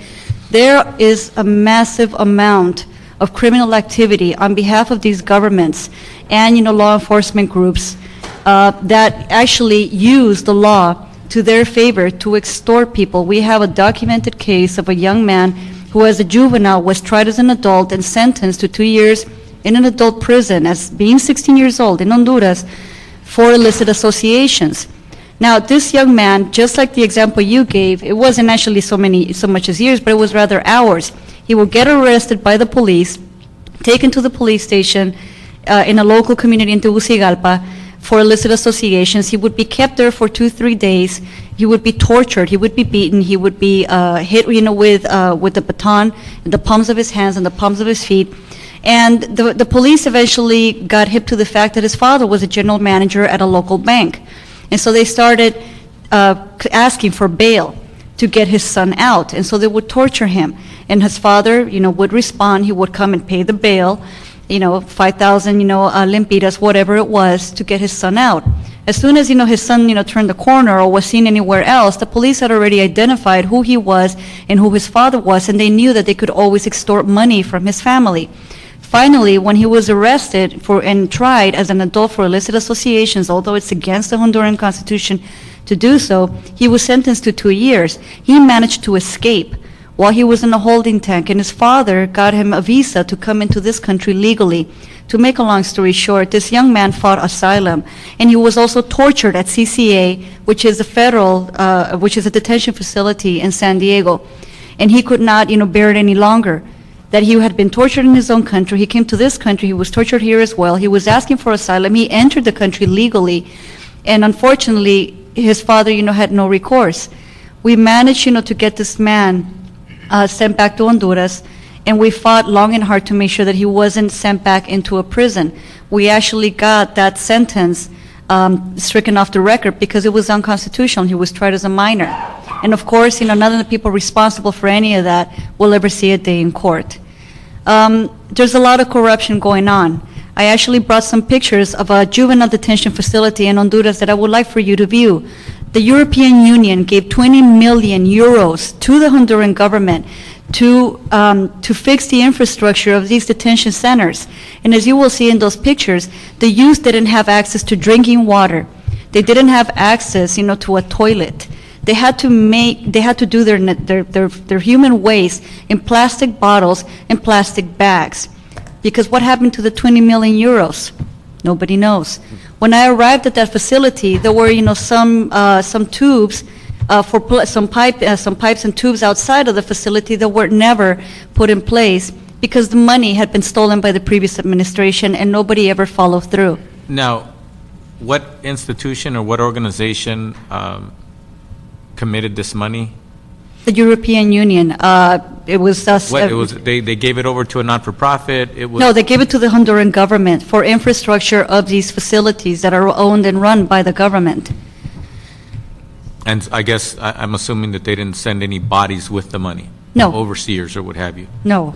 Lesson learned. Yes. And yet that's a story that keeps on repeating itself year after year after year. The other point I wanted to make about those pictures, most of the youth that you will see there, especially in the dorm setting, those are not gang-involved youth. Those are just regular kids, and they were all housed in this big warehouse because they had stolen something. Their sentences range from 6 years to 8 years. One kid had stolen a cell phone, which is a major commodity in Central America, especially given that a lot of the landlines are very expensive to get, and there's a long waiting list. He had stolen a cell phone, and he was looking at 8 years. In one of the pictures, you'll see a young man with a white T-shirt, and there's another kid putting bunny ears behind his head. If you look closely in his arm, he's got a burn. No, it's bunny ears. Oh, kids do that's that. just what little kids do around the Yes. world, that little thing Right. like that? It's Okay. just a way, to mock him while he's not looking at the camera. He has a burn in his arm. He also stole something, and the police burned a cigarette on his arm as a reminder for him not to steal anymore. Some of the kids in that dorm that you will see, some of them were sick. They had no medical attention. They didn't have access to drinking water. Basically, the routine for water was Sin Fronteras, as part of the policy and public education work that we do, we work with existing NGOs in the region to educate the public, to educate stakeholders, to bring back the message home of what's going on down there. I actually snuck in my digital camera to that facility and took pictures while the guards weren't looking. But we got there right around the time that the kids, had been clamoring all day long for water. And finally, because we arrived, and we were invited by a torture rights group, they allowed one of the kids to go outside to a water faucet, fill up a 5-gallon bottle of water, and bring it back and fill up those barrels, those blue barrels that you'll see there. And from those barrels, 60 boys have to drink from there, they have to bathe from there, they have to wash their clothes from there. For 60 boys, and those were 2 barrels of water. Further down, you'll see this small blue structure, and that's where the MS-13 kids were being kept. The Honduran government, and to some degree the Guatemalan government, has really made MS a top priority. They particularly have a special place in hell for these youth because Mara Salvatrucha is generally identified with Salvadorans in LA that started the gang back in the 1980s in response, to the sense of exclusion and isolation that they felt. But the Honduran and Guatemalan governments, and particularly the Honduran government, has a very strong dislike for MS because here are Honduran youth claiming a gang that was started by Salvadorans.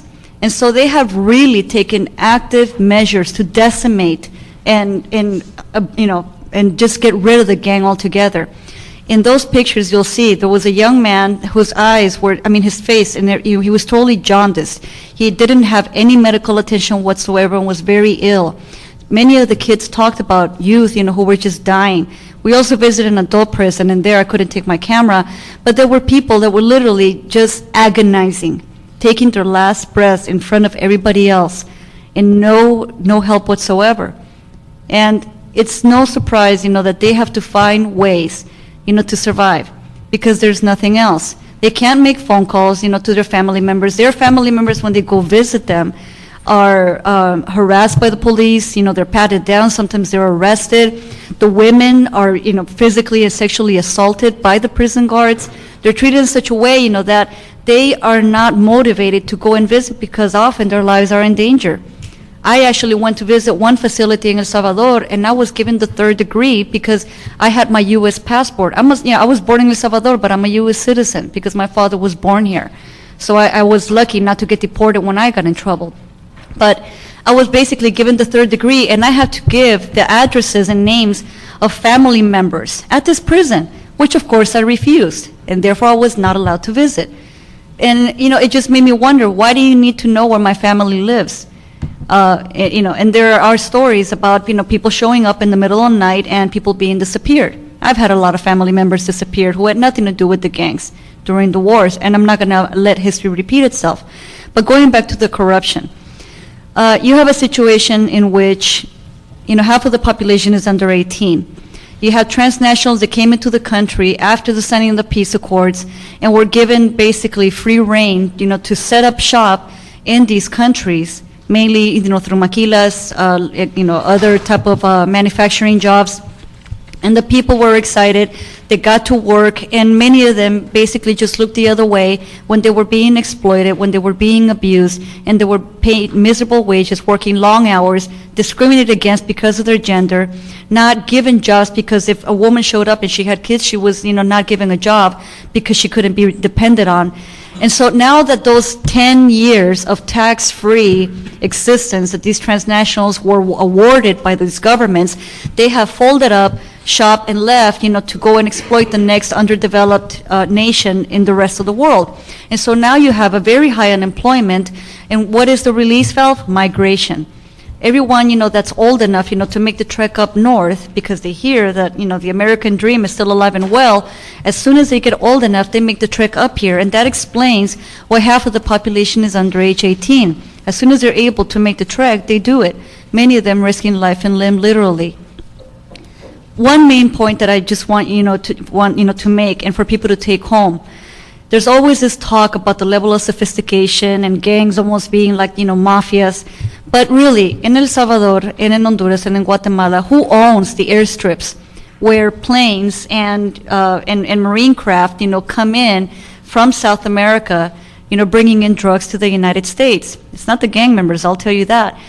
In my experience, those 3 years that I worked, for that company, I realized that the real players are people who own these things, who have control over these things, who have money and interest invested in keeping a status quo and making sure that attention is deflected from them and on, to somebody else, in this case, the gangs and the deportees, which is something that the media has been playing on a lot about, people that get deported. For the most part, under a fourth of deportees that are sent back to Central America have criminal records. Under a fourth, which means that the other, the other 75% of deportees were deported because they didn't have documentation to be in this country, which I understand. I'm no apologist. I understand that in this country it's a crime to be undocumented, but that doesn't mean that they went out and physically hurt somebody or took something that wasn't theirs. One concern, that I have, the Central American leadership in our country generally doesn't want to touch this issue with a 10-foot pole because for many of them it's political suicide. They're more interested, and also many of them are not informed, and they don't know how to speak on this issue. They are only interested in issues related to immigration and economic and foreign policy, as how to rebuild the infrastructure and the economies of these countries, which, like El Salvador, one suggestion, and one that was actually implemented that the government has, was to dollarize the economy back in the early part of this decade. What that has caused actually more problems, because now people are poorer than they were before because they can't afford, the basic needs, to feed themselves. Gas in El Salvador is actually more expensive than here in the United States, which is something that really baffles me, given that El Salvador actually sent troops to Iraq supporting the United States.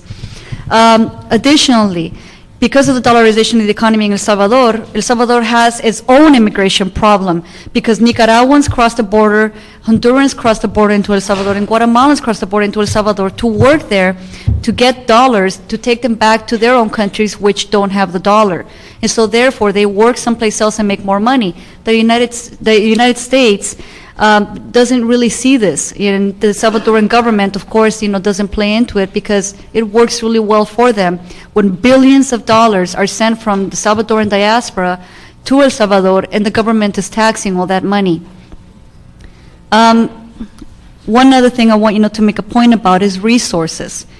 In terms of policy, there is real-time information that law enforcement has about a person.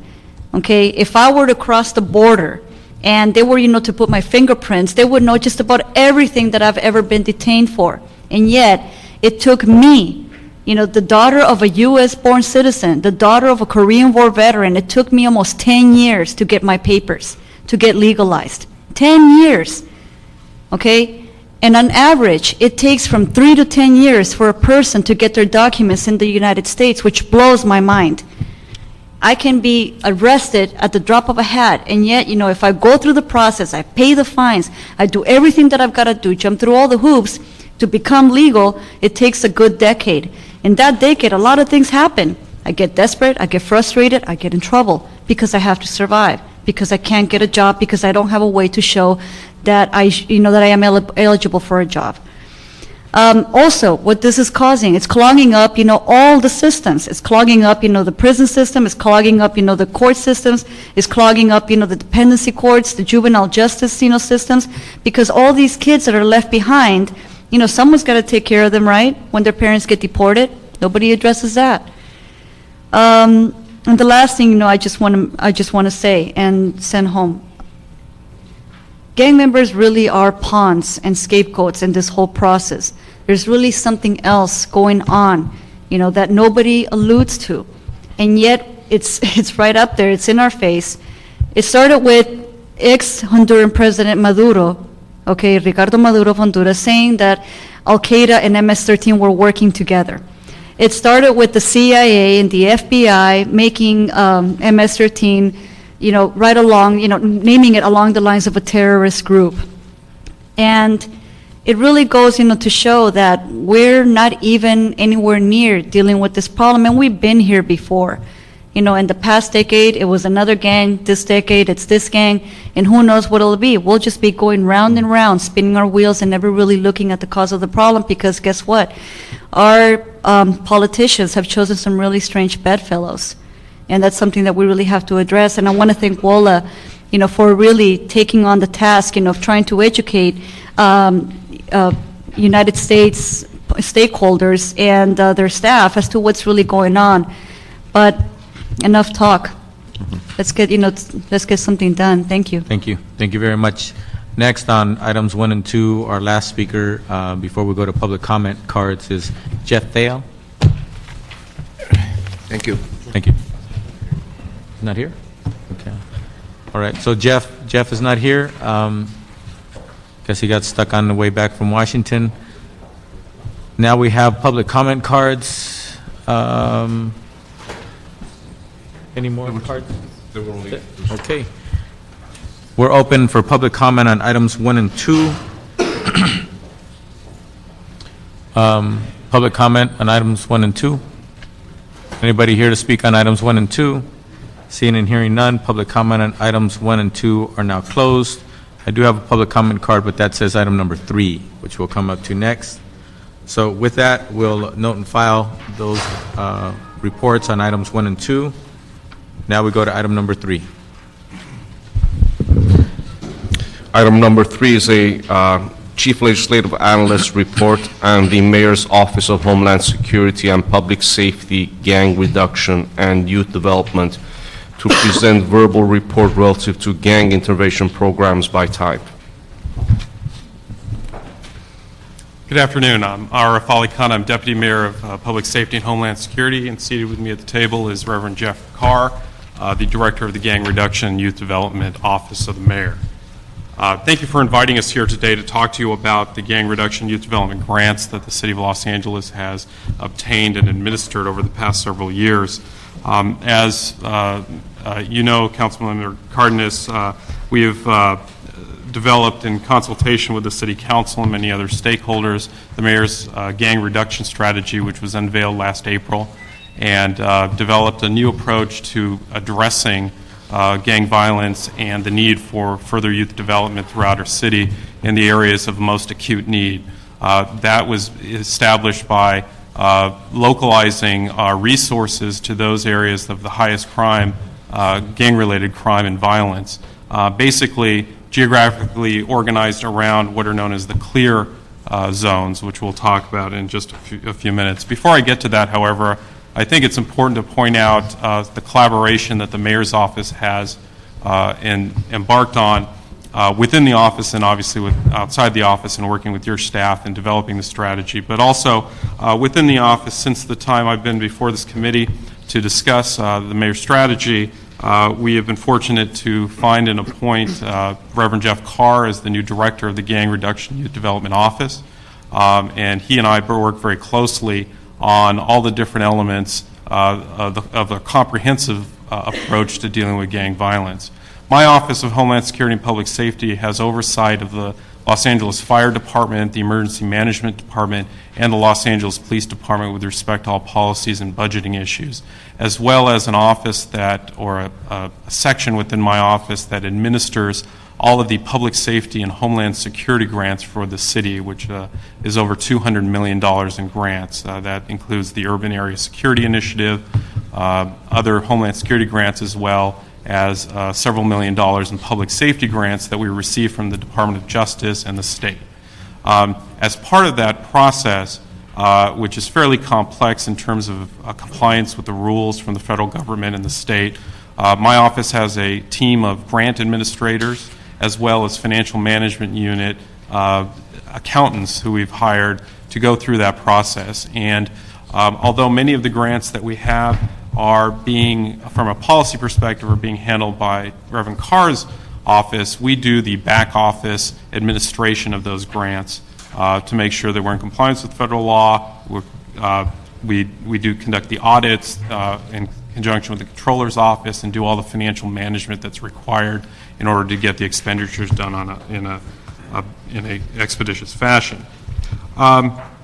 I just want to talk about, in terms of policy, and one of the things Jeff and I work together on is the suppression element of a comprehensive strategy that includes prevention, intervention, reentry services. My office has, for a number of years, been on the executive committee for the Community Law Enforcement and Recovery Program, or CLEAR. We have 8 clear zones within the city of Los Angeles that has been funded through a variety of sources over the past few years, but because of the limitation on state funding, we have resorted to grant funds to fund the collaborative effort that forms CLEAR. And as you know, that is a collaboration between the Los Angeles Police Department, the city attorney, the county district attorney, the Department of Probation, and Department of Parole. Also sitting on the board is the county sheriff, who provides ideas and support on some of the initiatives that we have in the CLEAR program. Now, all of those entities that are involved in CLEAR, when it comes to youth activity, they tend to be more heavily weighted on the suppression end of what they involve themselves, correct? The CLEAR program is the suppression element of the comprehensive strategy. And one of the efforts and the model that we base the gang reduction strategy is based on what's done in Hollenbeck Division, where the gang reduction program, which was funded by the Department of Justice, not only had a suppression element, but also prevention, intervention, reentry funding and a program. And based on the success there in Hollenbeck, and there are some officers who are here from that division, we modeled the rest of the gang reduction youth development zones on that program. So these officers comprise the suppression component, but with one caveat, or not a caveat, but one difference in that they are linked to the prevention and intervention services, working with the intervention workers, making sure that they're referring at-risk youth to the variety of services that are being offered within that zone. So the primary responsibility is enforcement of the law, going after the most violent and of the gang members, but they also have a link to the prevention and intervention services. The CLEAR program is actually administered by an executive board that has all of those representatives that I mentioned before, including the mayor's office, and the selection of the sites was based solely on the incidence of gang-related crime. So it's not based on other, let's say, political factors, but purely on the statistics that we're provided from by the various agencies. And with respect to the county DA and city attorney, the difference is that we have dedicated prosecutors for those particular areas, and they do what's called a vertical prosecution, which is they follow the case throughout its history, as opposed to one prosecutor handling a particular part of the case, whether it's arraignment, the trial, or the appeal. And that we've also found has been a very effective means of making sure we have consistency and a little bit more control over how these cases are prosecuted. Now, please help me understand, when you talk about prosecution, it doesn't sound like that's an element of prevention and intervention. It sounds to me more like that's an element of suppression. Explain to me how these gang reduction zones, if at all, include in the process of a prosecution whether or not there'll be a change of course, and perhaps there'll be some other way in which they deal with that individual. I don't want to speak on behalf of the city attorney's office. They're actually here in the office. But what I can say is I think at the point where somebody's being arrested for a violent crime and prosecuted, the services that may be situated for that are somewhat limited. I know Deputy City Attorney Peter Schutan is here, and he could perhaps at some point elaborate Sure. on that. Why don't you come up?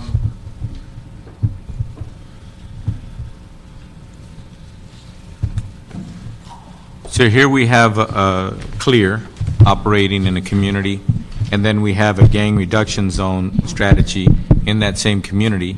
But according to the gang reduction zone, we have probation officers, we have law enforcement, we have prosecutors, we have service provider organizations that help rehabilitate and or include these individuals in programs. What kind of opportunity is afforded, if at all, to an individual who may be in the process of being prosecuted, where people can either talk to the prosecutor and explain to them who they're dealing with, what their experience with this individual is, and recommendations for whether or not this individual may or should be afforded an opportunity for rehabilitation rather than being prosecuted to the nth degree? Well, there's a number of different levels of evaluation of the case all the way down the line, Councilman. I'm sorry, Peter Shutan, Deputy City Attorney, Gang Unit. The first level, and what the Deputy Mayor was talking about, vertical prosecution, the first way we get advised that there's something for us to do is that a police report comes to our desk. And our first job is to evaluate that based on the facts in the report and the rap sheet that would be coming with it, depending on what, if anything, is on that rap sheet, to determine, one, whether a case should be filed, and two, what the recommended sentence should be when we go to the courtroom and do our job as advocates for the people. If the defendant has an opportunity, of course, at arraignment to take the deal or not take the deal, we may or may not have a conversation with the defense attorney, because at that point we certainly can't talk to the defendant. To the extent that we're allowed to talk to the defense attorney and they approach us with other factors that we may not be aware of, then we can talk, and we will negotiate when it seems appropriate. First offenders especially, those kinds of things we're going to be looking at for more constructive kinds of conditions of probation or a diversion kind of thing that might allow them to avoid the process. But then if they plead not guilty, it comes downtown, and we've all had a little more time to look at the case, talk to witnesses. Defense attorneys hopefully will have had a chance to also evaluate their cases, and there may be further discussions at that stage. More likely than not, what's the most critical factor in what we do, other than the actual facts and whether we can prove the case, which is obviously a critical part of it, is going to be the rap sheet and their history. And if there's a significant criminal history, we're going to be less inclined to bend over backwards to be rehabilitative than if they're relatively new to the system. On the other hand, there's only so much we can do in misdemeanor land. That's all we do. And so we always have to be responsive, be creative when we have more facts than we normally get at the time that we file the case with the police report only. So we're always looking to be creative, and especially with the gang reduction zones and the gang reduction program in Hollenbeck, I think we've all gotten better at what we do because we have more information at our fingertips. We have more access to services for the defendants. Even if we go through to conviction, we have access in the gang reduction zones to services that can allow them to maybe redirect their energies and have a better chance of success on probation and not be back in the system. So we work very closely with GRP and GRZ throughout the city where it exists. And that was, in my opinion, the weakness. One of the weaknesses of CLEAR at the beginning was that, and I've been with CLEAR since 1996, was that we didn't have, we were doing the suppression piece and we were doing that pretty well. And in certain areas we were able to connect with intervention like Hathaway in Northeast area and do a lot of work with multidisciplinary teams, and we did do that. But with GRZ, it's provided us with incredible other resources that allow us all to be better at the R in CLEAR, which is community recovery. Now, Mr. Carr, I've never asked this question before because I've always been having my mind on the city attorneys and the DAs, but you mentioned that the defense attorneys, what access or what communication or how does this model communicate with defense attorneys, reminding them that this kid is in this area, there are these resources, we're stepping it up, it is more holistic, it isn't just suppression oriented?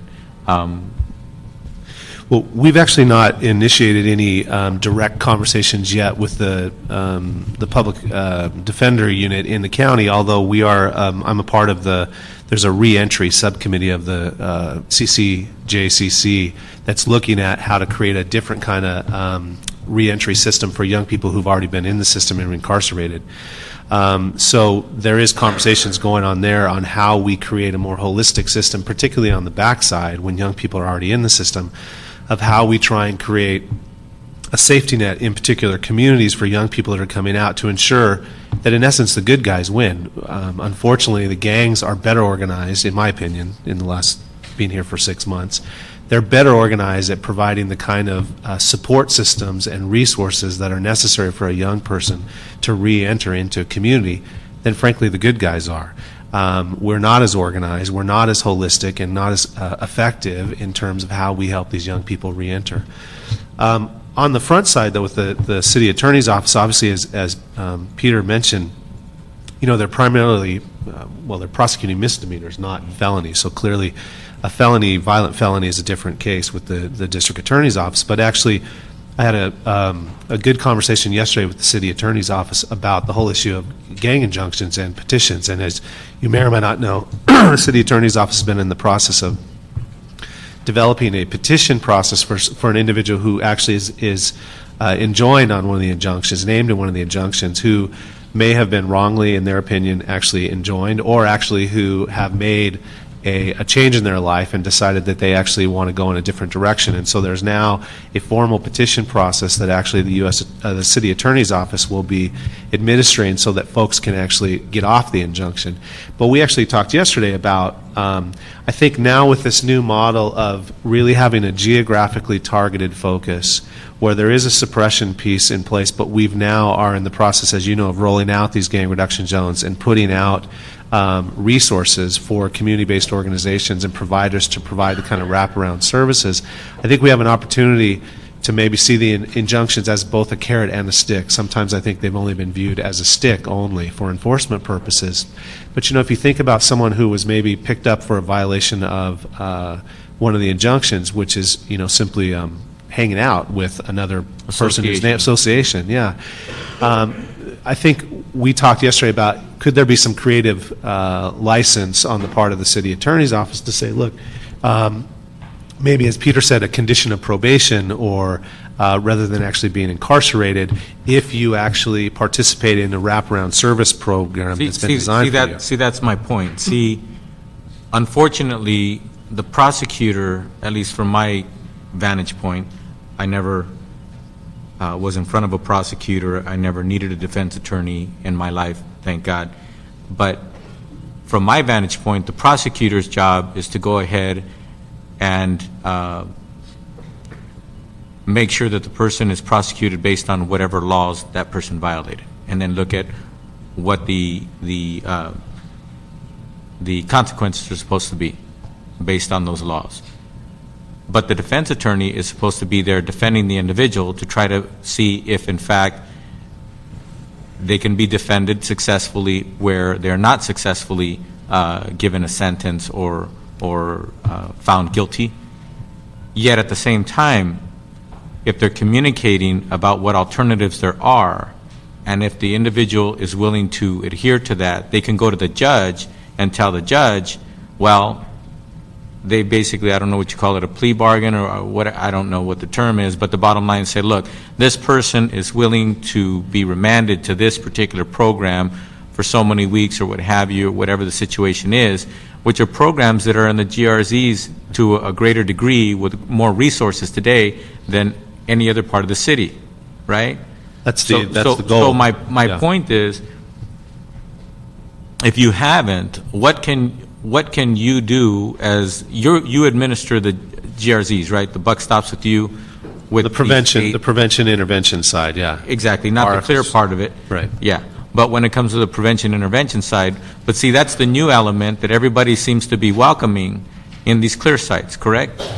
Absolutely. Right. Yeah. So, what can you implement, or what can you put in place to make sure that when a case comes up in those areas that you're notified, and that way the parties that are being prosecuted, both the defense attorney and the person being prosecuted, that they're aware of these additional resources that they might not be aware of?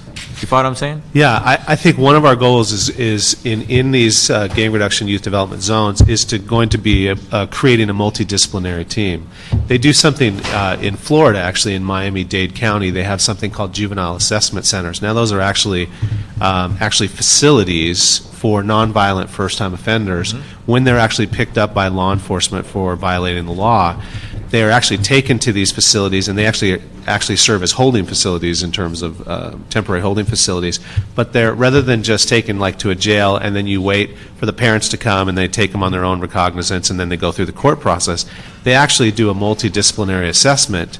There's mental health folks there, there's social workers, child welfare, as well as community-based programming that's available along with the prosecutor and law enforcement to take a look at this young person, look at the context of the offense that they've just been brought in for committing, and try and develop, get a 360 view of this young person the best they can, and then make a determination about whether or not it's in the best interest of the young person and the community to file a petition on this young person or to impose some sort of community sanctions process. Whether that is done prior to actually file a petition or actually in the petition process going before a judge and asking a judge to make some rendering. Are you attempting to model that? Yeah, I mean, whether or not we can actually build those kind of facilities that actually, law enforcement can actually drop a young person off and there's adequate. But absent that bricks and mortar facility. The concept is exactly what we're looking at trying to do. Yeah. One other thing, just to add on what Jeff is saying, in the Hollenbeck Gang Reduction Program, the link between law enforcement and the services actually begins before the city attorney would even get involved. They actually have a ticket book that they can refer a youth to particular resources even before an arrest is being made. And then the other advantage of the CLEAR program is that we do have a dedicated city attorney for that particular zone. And the education process is much easier to get that DA and that city attorney to know what resources are available to make as a recommendation as well.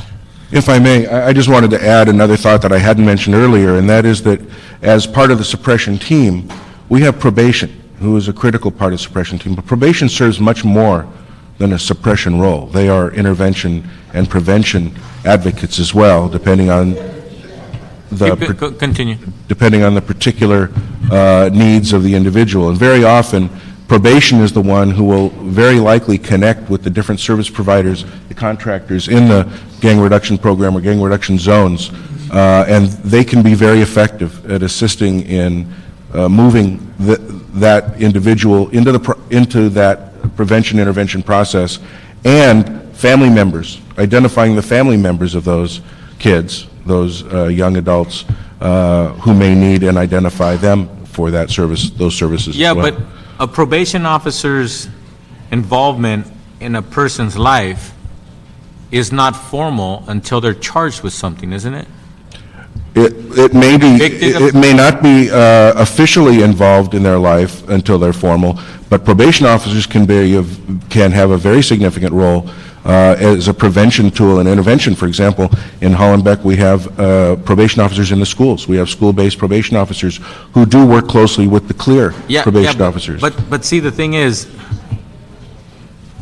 the uniqueness of the gang reduction zones is that an individual can come in contact with people who have very different roles in the whole spectrum of the individuals that should be in that community, if we're talking about prevention, intervention, and suppression, right?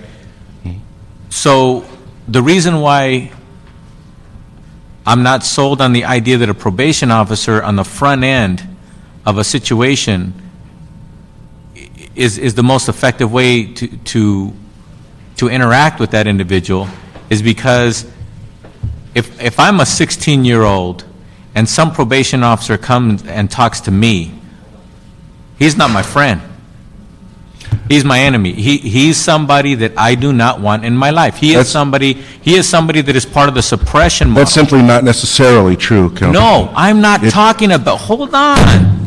It's just simple. Shit, I'm not talking about your perspective or yours or mine. I'm talking about the perspective of that 16-year-old kid. I know you are. Hold on, I'm talking, please. I'm talking about the perspective of that person who feels the anxiety, the pressures, all of the things that go with my life is on its way to being over. I understand. I've been caught. I'm talking. I've been caught. I've been found. I'm on a road to being prosecuted. I have been handcuffed or I'm being handcuffed. I'm going to places that are nightmares that have been conveyed to me that you don't want to be there. And a probation officer is part of that darkness. A probation officer in the mind of that 16-year-old is not a savior. That person is not my friend. That person is not on my side. But if I get introduced to somebody who says, I'm going to defend you, maybe I might be open, if I'm a 16-year-old, to that individual and what they have to say. I'm talking, please. In addition to that, if I'm introduced to somebody that says that I'm a counselor, I do intervention, I do prevention, I'm here to try to see how we can keep you from going to jail if you're willing to commit to change. I personally don't think that a probation officer is the right person to try to get that person's mind to be open to that alternative. May I respond? Yeah. I disagree. I think that there are a lot of cases from my experience where probation officers are the most significant role player in many of these young adults and young kids' lives, first of all. Second of all, there are many probation officers who are specifically assigned to do prevention and intervention. And in many cases, I have seen probation officers being the go-to person for many of these kids who are caught up in gang life, and a very significant number of people that find probation to be the only place where they can get a voice and they can be heard and they can get referred to services and jobs and other types of things that will benefit that youth. That happens every day. Every day. Okay. And if I can, just for some perspective, I've been a reserve with LA County Probation for 18 years. 15 years. And I have done that work as a probation officer, and I have seen that work done by probation officers assigned to gangs who have been out in the field working with these kids, getting those calls every day. So just to be fair, they are certainly not the only resource out there at all. But I just think you sell probation short and the probation officer short when you indicate that they cannot be there as a prevention and intervention tool. They can be and have been. You better be very careful. Don't ever put words in my mouth. I didn't say that they couldn't be part of intervention or prevention. I never said that. What I did say,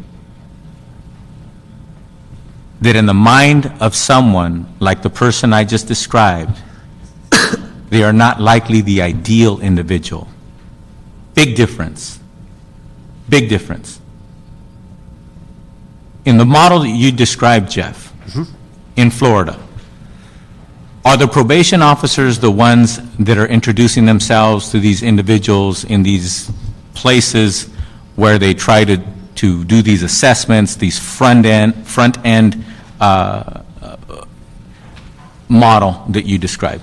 As I understand it, probation has a role in that Yes, multidisciplinary exactly. team. Yeah. But are there other service providers there that introduce themselves on the front end to these individuals to the situation? Yeah, in fact, I spoke with Barry Chrisberg, who's actually a pretty well-known national juvenile justice expert, and he actually did a national evaluation of these juvenile assessment centers and actually said where they were most effective, where they worked best, was when there were very strong linkages and ties to community-based programs so that they could provide the wraparound services. Where you didn't have the quality community-based programs, or you didn't have the strong linkages between the multidisciplinary teams and the community-based programs, they weren't as effective as they would have liked them to been in terms of diverting. Remember, these are designed to divert young people away from the system.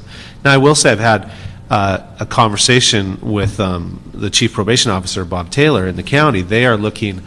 There's massive change that is undergoing within the probation department here, largely driven by the I'll state. believe it when I see it. Well, some of it's being mandated by what's happening in the state. I'll believe it when I see it. We have court mandates in our prison systems. We have court mandates in our correctional systems. We have court mandates on many levels where government is dragging their feet and they are not making the changes that are court mandated. Right. Too slow. I'm certainly not here to defend the probation department and their. No, all I'm saying is, I hear what you're saying, but the bottom line is, the trumpet may have sounded, but I don't see the troops coming over the hill when it comes to the change. I think what we're looking at, that they're going to look at a model of adult day centers where they could be places where young men and women who are coming out of probation camps or the juvenile facilities, where they could provide sort of this multidisciplinary team and services at a particular geographic location. And one of the things that my conversation has been to say, if you look at a young person who's coming on the back end, many or most of the services they may need on the back end in terms of mental health assessments, access to public assistance, employment training, access to jobs, further education, therapy, all kinds of stuff, is often the same kind of things that a young person who's just at the beginning of potentially entering the system is probably the same services that they need, both from an institutional level as well as they need those connections at the grassroots community organization level. So one of my conversations with him is, hey, if we could co-locate but keep the populations separate, you could maximize the resources that were in a particular geographic targeted area because they're needed on both the front end and the back end. If we could just, in essence, segregate the population so that we're not taking the first-time offenders and mixing those young people in with young people who've already been involved in the system, I think it'd be a way to maximize an efficiency in terms of how we spend our resources within the city of Los Angeles and in the county, because the county's got resources for reentry programs, as you know, through the probation department. Barely starting to. And we are looking at funding those similar kinds of services, and so if we could leverage that together, hopefully we could actually maybe provide more resources in a given targeted area for both young people coming and going. So the current GRZs are the building blocks for what you just described. As we accumulate more resources, as we learn how to communicate better at all levels with everybody involved in these processes, correct? Yeah, and what I would say is we've piloted that for the last the concept at a very sort of skeletal level in the Boyle Heights, Hollenbeck area for the last 2.5 years. 1 second. When was the first clear area? Or 1996. 1996, so 11 years ago. And then Boyle Heights started to try to put what I call the wraparound service model in Boyle Heights in a clear zone. That's right. Okay. Yeah. Now, so that's been going on for 2 years. One of the things I wanted to get out of this meeting is this. How comfortable are you that you're on your way to documenting the activity and the successes and or the changes that need to be made in these zones as you're learning and growing beyond 1 to 8? Well, one thing we're doing, there's actually at the federal level, because the GRP project in Boyle Heights and Hollenbeck was actually a federally funded demonstration project in 6 cities across the country, there is a national an evaluator that has been collecting data from the GRP project in Boyle Heights, and they will be conducting that evaluation as the project completion happens in August of this year.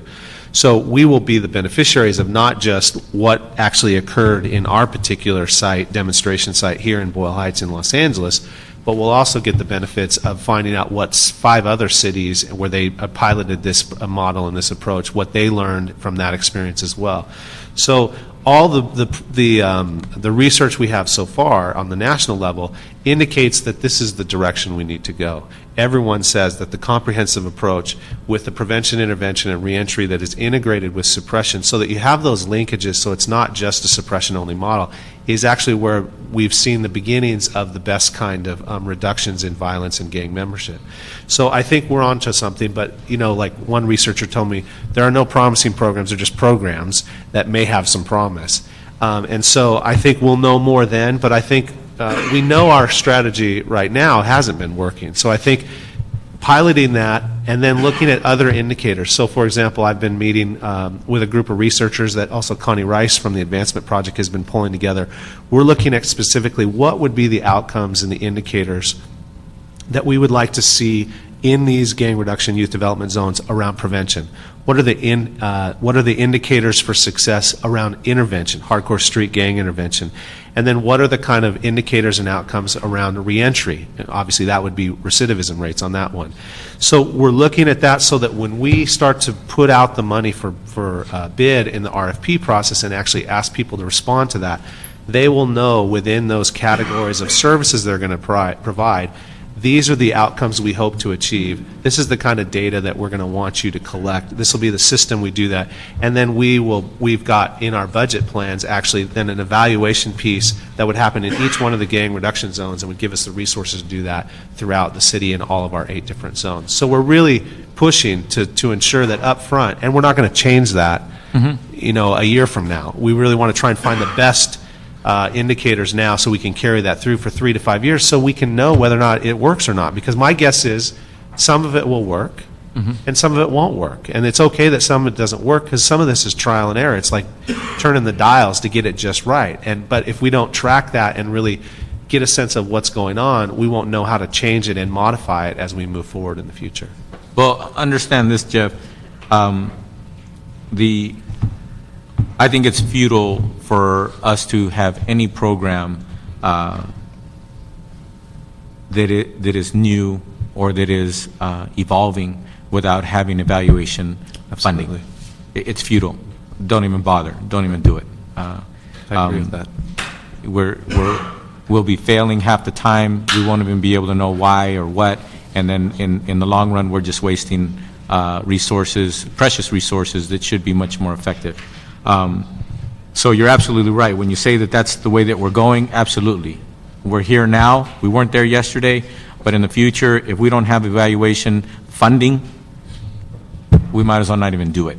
We might as well not even embark on this particular program, whether it's a gang reduction zone or whether it's giving the city attorney's office or probation or anybody any more money to do anything. If we don't have an evaluation component, forget it. Right. And unfortunately, about the only department in government, at least at the local government level, that actually gets that automatically is the police department. They're afforded the opportunity to look at themselves forward and backward or what have you, but for some reason we don't assume that for other departments. We don't assume that for other types of functions of government, that they need to be evaluated, they need to have improvement, they need to be able to reflect, they need to be able to improve and progress and become better and more efficient. And that's one of the sad things that when it comes to prevention and intervention, we've never afforded ourselves the opportunity to do that. Well, it's built into the budget for our... Exactly. Yeah, absolutely. It is today, but I just want to drive the point home as a policymaker. We are not going to be funding third-party providers, in-house resources without evaluation funding to go with it. Yeah. I was just going to say what Reverend Carr said, that in each of the grants that we have applied for, we have made line items specifically for evaluation. I know in the general funded gang reduction youth development zones, we've done the same. So we recognize the importance of evaluation and the effectiveness of the programs. We're going to get back to your presentations in a minute, but I want to make sure that people who filled out cards on item number 3 do have an opportunity to speak, and then we'll bring you back up. Okay? Sure. I have some cards on item number 3. We have Pat Hines. We have Brenda Shockley. Okay, all right, go ahead, Pat. Thank you very much. My name is Pat Hines. I'm the executive director and founder of Safe Moves. We're a nonprofit organization that teaches kids safety, children and teens. We have a grant through the California Office of Traffic Safety to teach teens about the dangers of driving under the influence. That grant is funded through the mayor's office. The thing I'm here to talk to you about today, although we're not a traditional gang prevention program, we reach a great many youth who are at risk. Driving under the influence is the leading cause of death of teenagers. Here in Los Angeles, car crashes kill more children and teens than any other cause in the United States. The program is a theater-based program. We go into schools and work with at-risk children, not the drama department, not the kids who aren't at risk, but the kids that nobody wants to deal with. And we tell them, here's your chance for you to have your voice heard about an issue that's confronting you, your family, your brothers and sisters, your grandparents, your uncles. Everyone in your community is affected by teens who drive under the influence. And these kids are taking this issue to heart. They're producing these unbelievable live action plays, television shows, public service announcements, and they're working together with kids they would never ever work with in any other circumstance. These kids then travel around the city performing their pieces for community groups, for law enforcement, for other schools, throughout the community, and they have received adoration and applause and commendation for their efforts. And what I'm here today to talk about is that we would like to partner with any group that's in gang prevention to show that there's other alternative ways and other alternative modes of funding that can be utilized to reach this youth, not only solve a gang problem, but also to give these kids life skills that can continue on in their life. We also hire a lot of at-risk youth. I have about 17 young men who came to me when they were in the 7th grade, and they've been working with me ever since, and they are one of the tremendous role models for these kids, going out and talking about how they can make a change in their life. I have cards. You can reach me through the mayor's office. And I'm available. Our program is funded, so it would be no charge to their program to work with us. Thank you very much. So your grant funding is based mainly on your ability to go and go out into communities and educate on drinking and driving? Exactly. But in addition to that, you add other components of engaging some of the youth beyond that portion and engaging them in, you said, some kind of performances? Exactly. What we're doing is we're asking youth, if they've never held a camera, here's your chance to be a cameraman. If you know music, here's your chance to do the soundtrack. If you want to be a director, you want to be an actress, an actor, costume, whatever, scene builder, we involve all that, and they're all attracted by that. So we bring this youth in, and they produce these incredible performances, and then distribute them throughout the city to other kids and to show what they're doing. And once you have some at-risk youth doing an incredible piece, other kids are saying, well, I could do that. You know, you weren't trained to do that. I can do that. And it just feeds off each other, and it's a very effective program. So basically part of what you do is you bring out some talents that they didn't realize they had. Exactly. In addition to that, you teach them life skills that they could translate into a job or into other parts of their life? We bring in industry people. We ask them to adopt some of our kids. Look at these pieces. These are kids who have never had experience, and there's some raw talent here. Also, for them to realize what they're doing today could save a life by getting the message out about driving under the influence. And one of the most beneficial things of our program is that kids are talking about issues that are affecting their lives. We're hearing stories that we would never hear any other way. They're talking not only about alcohol affects their own behavior, but their families, but other issues that they are up against in their lives. And being able to produce something that's seen by others is an incredible tool to give these kids that their voice does count and someone's listening.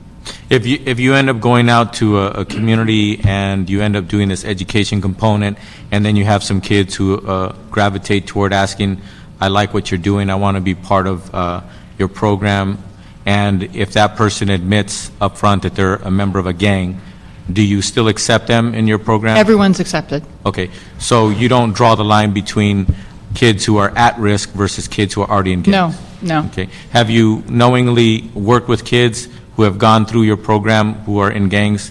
Our go program- beyond the presentation Yes, portion. yes, and- we have, and in fact, a lot of times the teachers will come up and say, you know, you need to not work with that kid. He's just going to cause you heartache. He's a gang member, and that doesn't influence us. And usually those kids become the leaders of the group. And we've found many, many kids jobs in the industry just from their dedication, knowing that they're doing something. Now they have something in their portfolio, which is this tape of something they've done, and it's a real valuable tool. Now, if a kid is involved in this program and then they end up, and this goes to the gang reduction zones, where do they report to, or where do they have to physically go to continue that interaction with your organization? All they have to do is just, you know, work with us. They can call us. We're in all the rec centers. We're in all the schools. We're working with local law enforcement. The connection we haven't really made yet to this point is with the gang prevention groups that are funded by this ad hoc committee. Okay. Well, now you know who's part of the main impetus of where we're going with our gang reduction zones, so it'd be good for you to communicate with each other. Thank you. Thank you. Okay, Brenda? Yes, thank you, sir. My name is Brenda Shockley. I'm the president of Community Build. We're a nonprofit community development corporation located in South Los Angeles. We are a contractor with the City of Los Angeles. We operate 3 LA Bridges sites, Bethune Middle School, Bret Hart Middle School, Fauché Middle School. We also operate the Council District 10 Project SAVE program, which focuses on the areas around Baldwin Village, providing safe passage at Dorsey High School, as well as working with the youth and young adults in that community. Baldwin Village has been subject to the gang injunction, and most recently was identified as a part of a gang reduction zone. I just yesterday had an occasion to kind of live the practical aspect of what's being discussed today, because I appeared on behalf of one of our volunteer peacekeepers who was cited under the injunction and had an appearance at the arraignment court. I can say that I think that the vertical prosecution process, where you have one prosecutor throughout who is assigned to the area, is really a very effective way. I felt very comfortable working with the city attorney that I spoke with, and I feel as though together we were able to figure out a resolution that makes sense and shows good faith on all sides.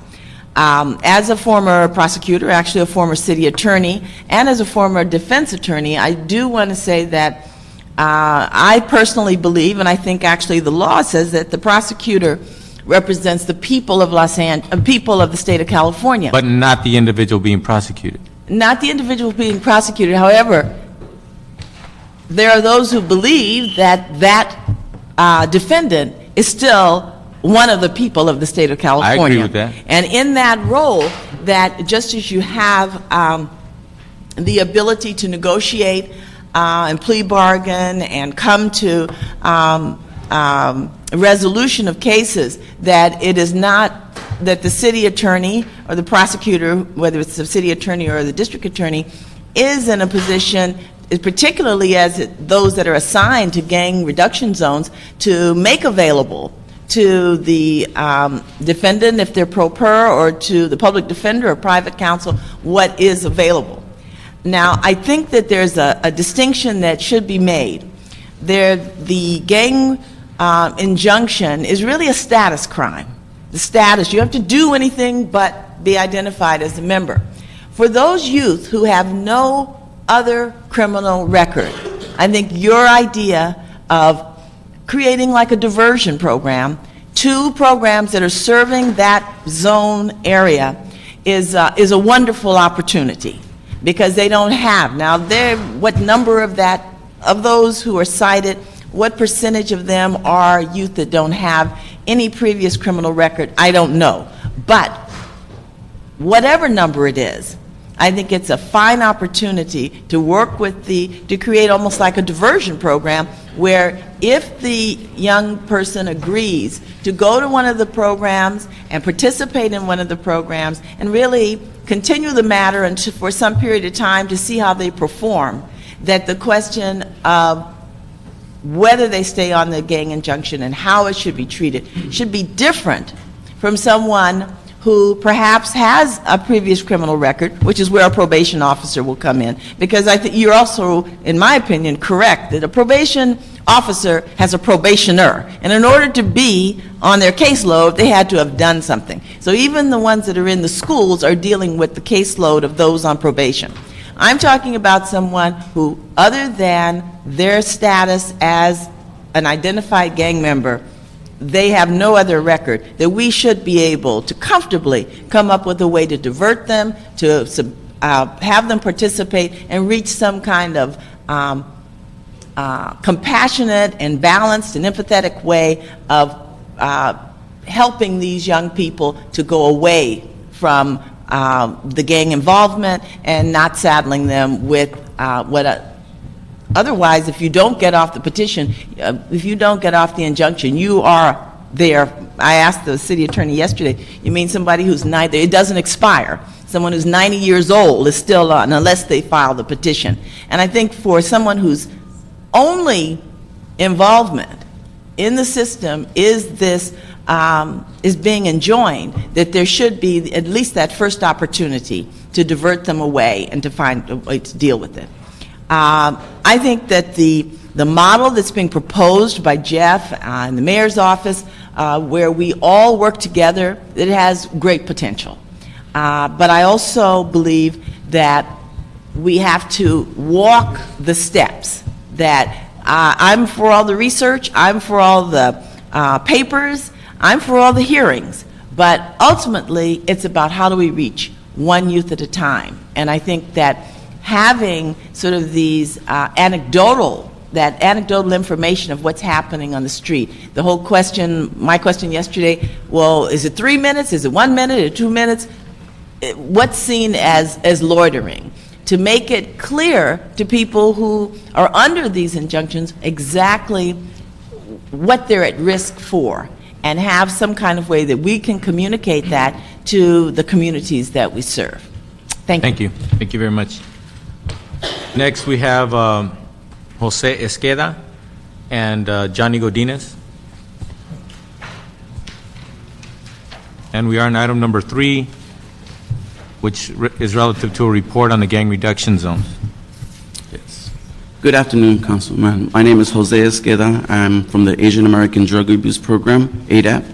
I am the project director for gang prevention and intervention programs in the Southwest and South LA areas.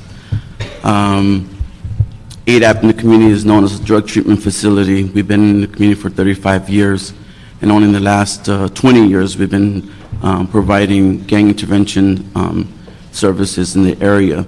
As I was listening to the panel, Jeff Carr and the deputy mayor, things really sounded familiar to me in the sense that the county already has a system where it's called drug court, where an offender gets busted for under the influence or with possession, gets to the court, and the court tells them you either serve 17 weeks or you go to jail. And they have the option of doing either. The other thing, too, that sounded familiar was the assessments of several of our youth. We have they call it care assessment facilities for drug treatment services. The care assessment centers assess the individual. They go through a comprehensive assessment, and the minor walks away with you either need drug treatment, outpatient drug treatment, residential drug treatment, or you need mental health services. I think those type of systems that are already in place we could learn from, and instead of reinventing the wheel, we could always use them as models? Yeah, use it as a model. The drug court, for example, or the care assessment, because it is important that the youth receive services. We as nonprofit organizations don't promote on TV, we're not on the radio. So our referrals really come to us from when they're already in probation, or word of mouth, which is our biggest referral source, is the word of mouth, the good work that we're doing on the community, and family members coming to our center. So those are just things. I don't know if Councilman was aware of these other county services that are in place, but it sounded really familiar. Thank you. Thank you very much. Johnny? Hi, good afternoon. I'm Councilman Tony Cardenas and all the staff here. I just have a question regarding the gang reduction program. Can you state your full name, Johnny? My name is Johnny Godinez. I'm a coordinator with SIG Gang Intervention, and I've been working Boyle Heights 11 years. And I'm sorry I'm late. I was at a job fair at Ramona Gardens with a lot of students. Fine. I have some concerns in a lot of these issues, and I just want to be truthful and let it be told the way it should be. Since the beginning, it was not run the way it should have been. When's the beginning, Johnny? Well, of gang reduction from the grant we got from the federal grant that was given to us to LA. We've mentioned a lot of those issues that needed to be addressed as far as outreach goes. The plan was to go out and get and identify these youngsters that are affiliated or going that direction. That was never done. So what I'm saying is that I don't want to repeat this to the same way, those type of things. Yeah, reentry is good. All these programs are good. Homeboys, all of these are real good for a lot of reasons. But if you don't have someone doing the hardcore gang intervention work out there in the trenches, getting to know the stakeholders, the business people, the leaders of the area, it ain't never going to happen when a crisis comes like Captain Shaw calls us, can we go in there and just shooting and calm it down? Well, if we didn't know the people, if we don't know the area, if we don't know the mothers and the parents, then we would not be able to do our job successfully. And so I just would like to recommend that we take this very serious and hear what the people have to say and hear what the gang interventions have to say, the specialists, because we're the ones out there every day and night. And I would just like to say that let's not just repeat the same mistakes of before. That's all. Let's be productive and make it a balance so that we get to go in there and do the work with the youngsters and educate them on the laws, the consequences and stuff, and say, yeah, the law is coming. They're going to get you, bad guys. If you're messing up, you will get caught. And see, but we need to go in there and we need to set up some system where we're all on the same page. So Now, Johnny, just to clarify, when you talk about you as being a specialist or part of certain specialists, you're a gang intervention specialist. Yes. You're not suppression specialist. No. You're not prevention specialist. You're specialized. I'm a gang intervention specialist. I also know prevention too, though. Yeah, but you specialize in intervention. Yes, And just like, for hardcore. example, police department is probably more versed at suppression than they are Yeah. at intervention, prevention. And you bring up a good point. It doesn't mean that they don't know anything about Right, the other right. elements, but that's not the element that they carry. Right. And I want to Yeah. give you, Tony Cardenas, Councilman, an example. On Friday, I had a call with the gang reduction project, called us, the Project Amiga, because they don't have that much staff. So now they're calling us. When 2-3 years ago, I would have liked these calls. You know, we would have helped a lot of more guys. Nevertheless, we go where we're called. That's our job, to serve the people of the community. And that's our heart and passion. We went, unfortunately, these kids were caught up in a mess, but this is a perfect example because you had the gang unit there of Sergeant Vasquez and his partner. I have this card I could show you. And I told him the same issues that we have together, that we're here to help one another, you know, in some way, in some form. But the problem is, we need to find that way, and it needs to happen, because you cannot just do some suppression and scare the people, because what's going on right now in Ramona Gardens, they're scared, they're terrified already. Now, if that happened in Estrada, like that happened, there was people getting beat up, and I could bring witnesses here if you want and all that. I'm not here to point fingers at So nobody. basically, what you're saying is, when we approach issues, communities, situations in a balanced fashion, Yes. we get quicker, better results. More results And when and we effectiveness. approach a community with only one component, Rest. even if you had intervention by itself, it Sure. still wouldn't be as effective if you had Right. intervention, prevention, suppression, and reentry, et cetera, all the components to make a healthy response, Yes. not response, but an healthy outcome. Yes. Okay. I'll- Thank I'll you. come. Thank you very much. You're welcome. Steve Goldsmith.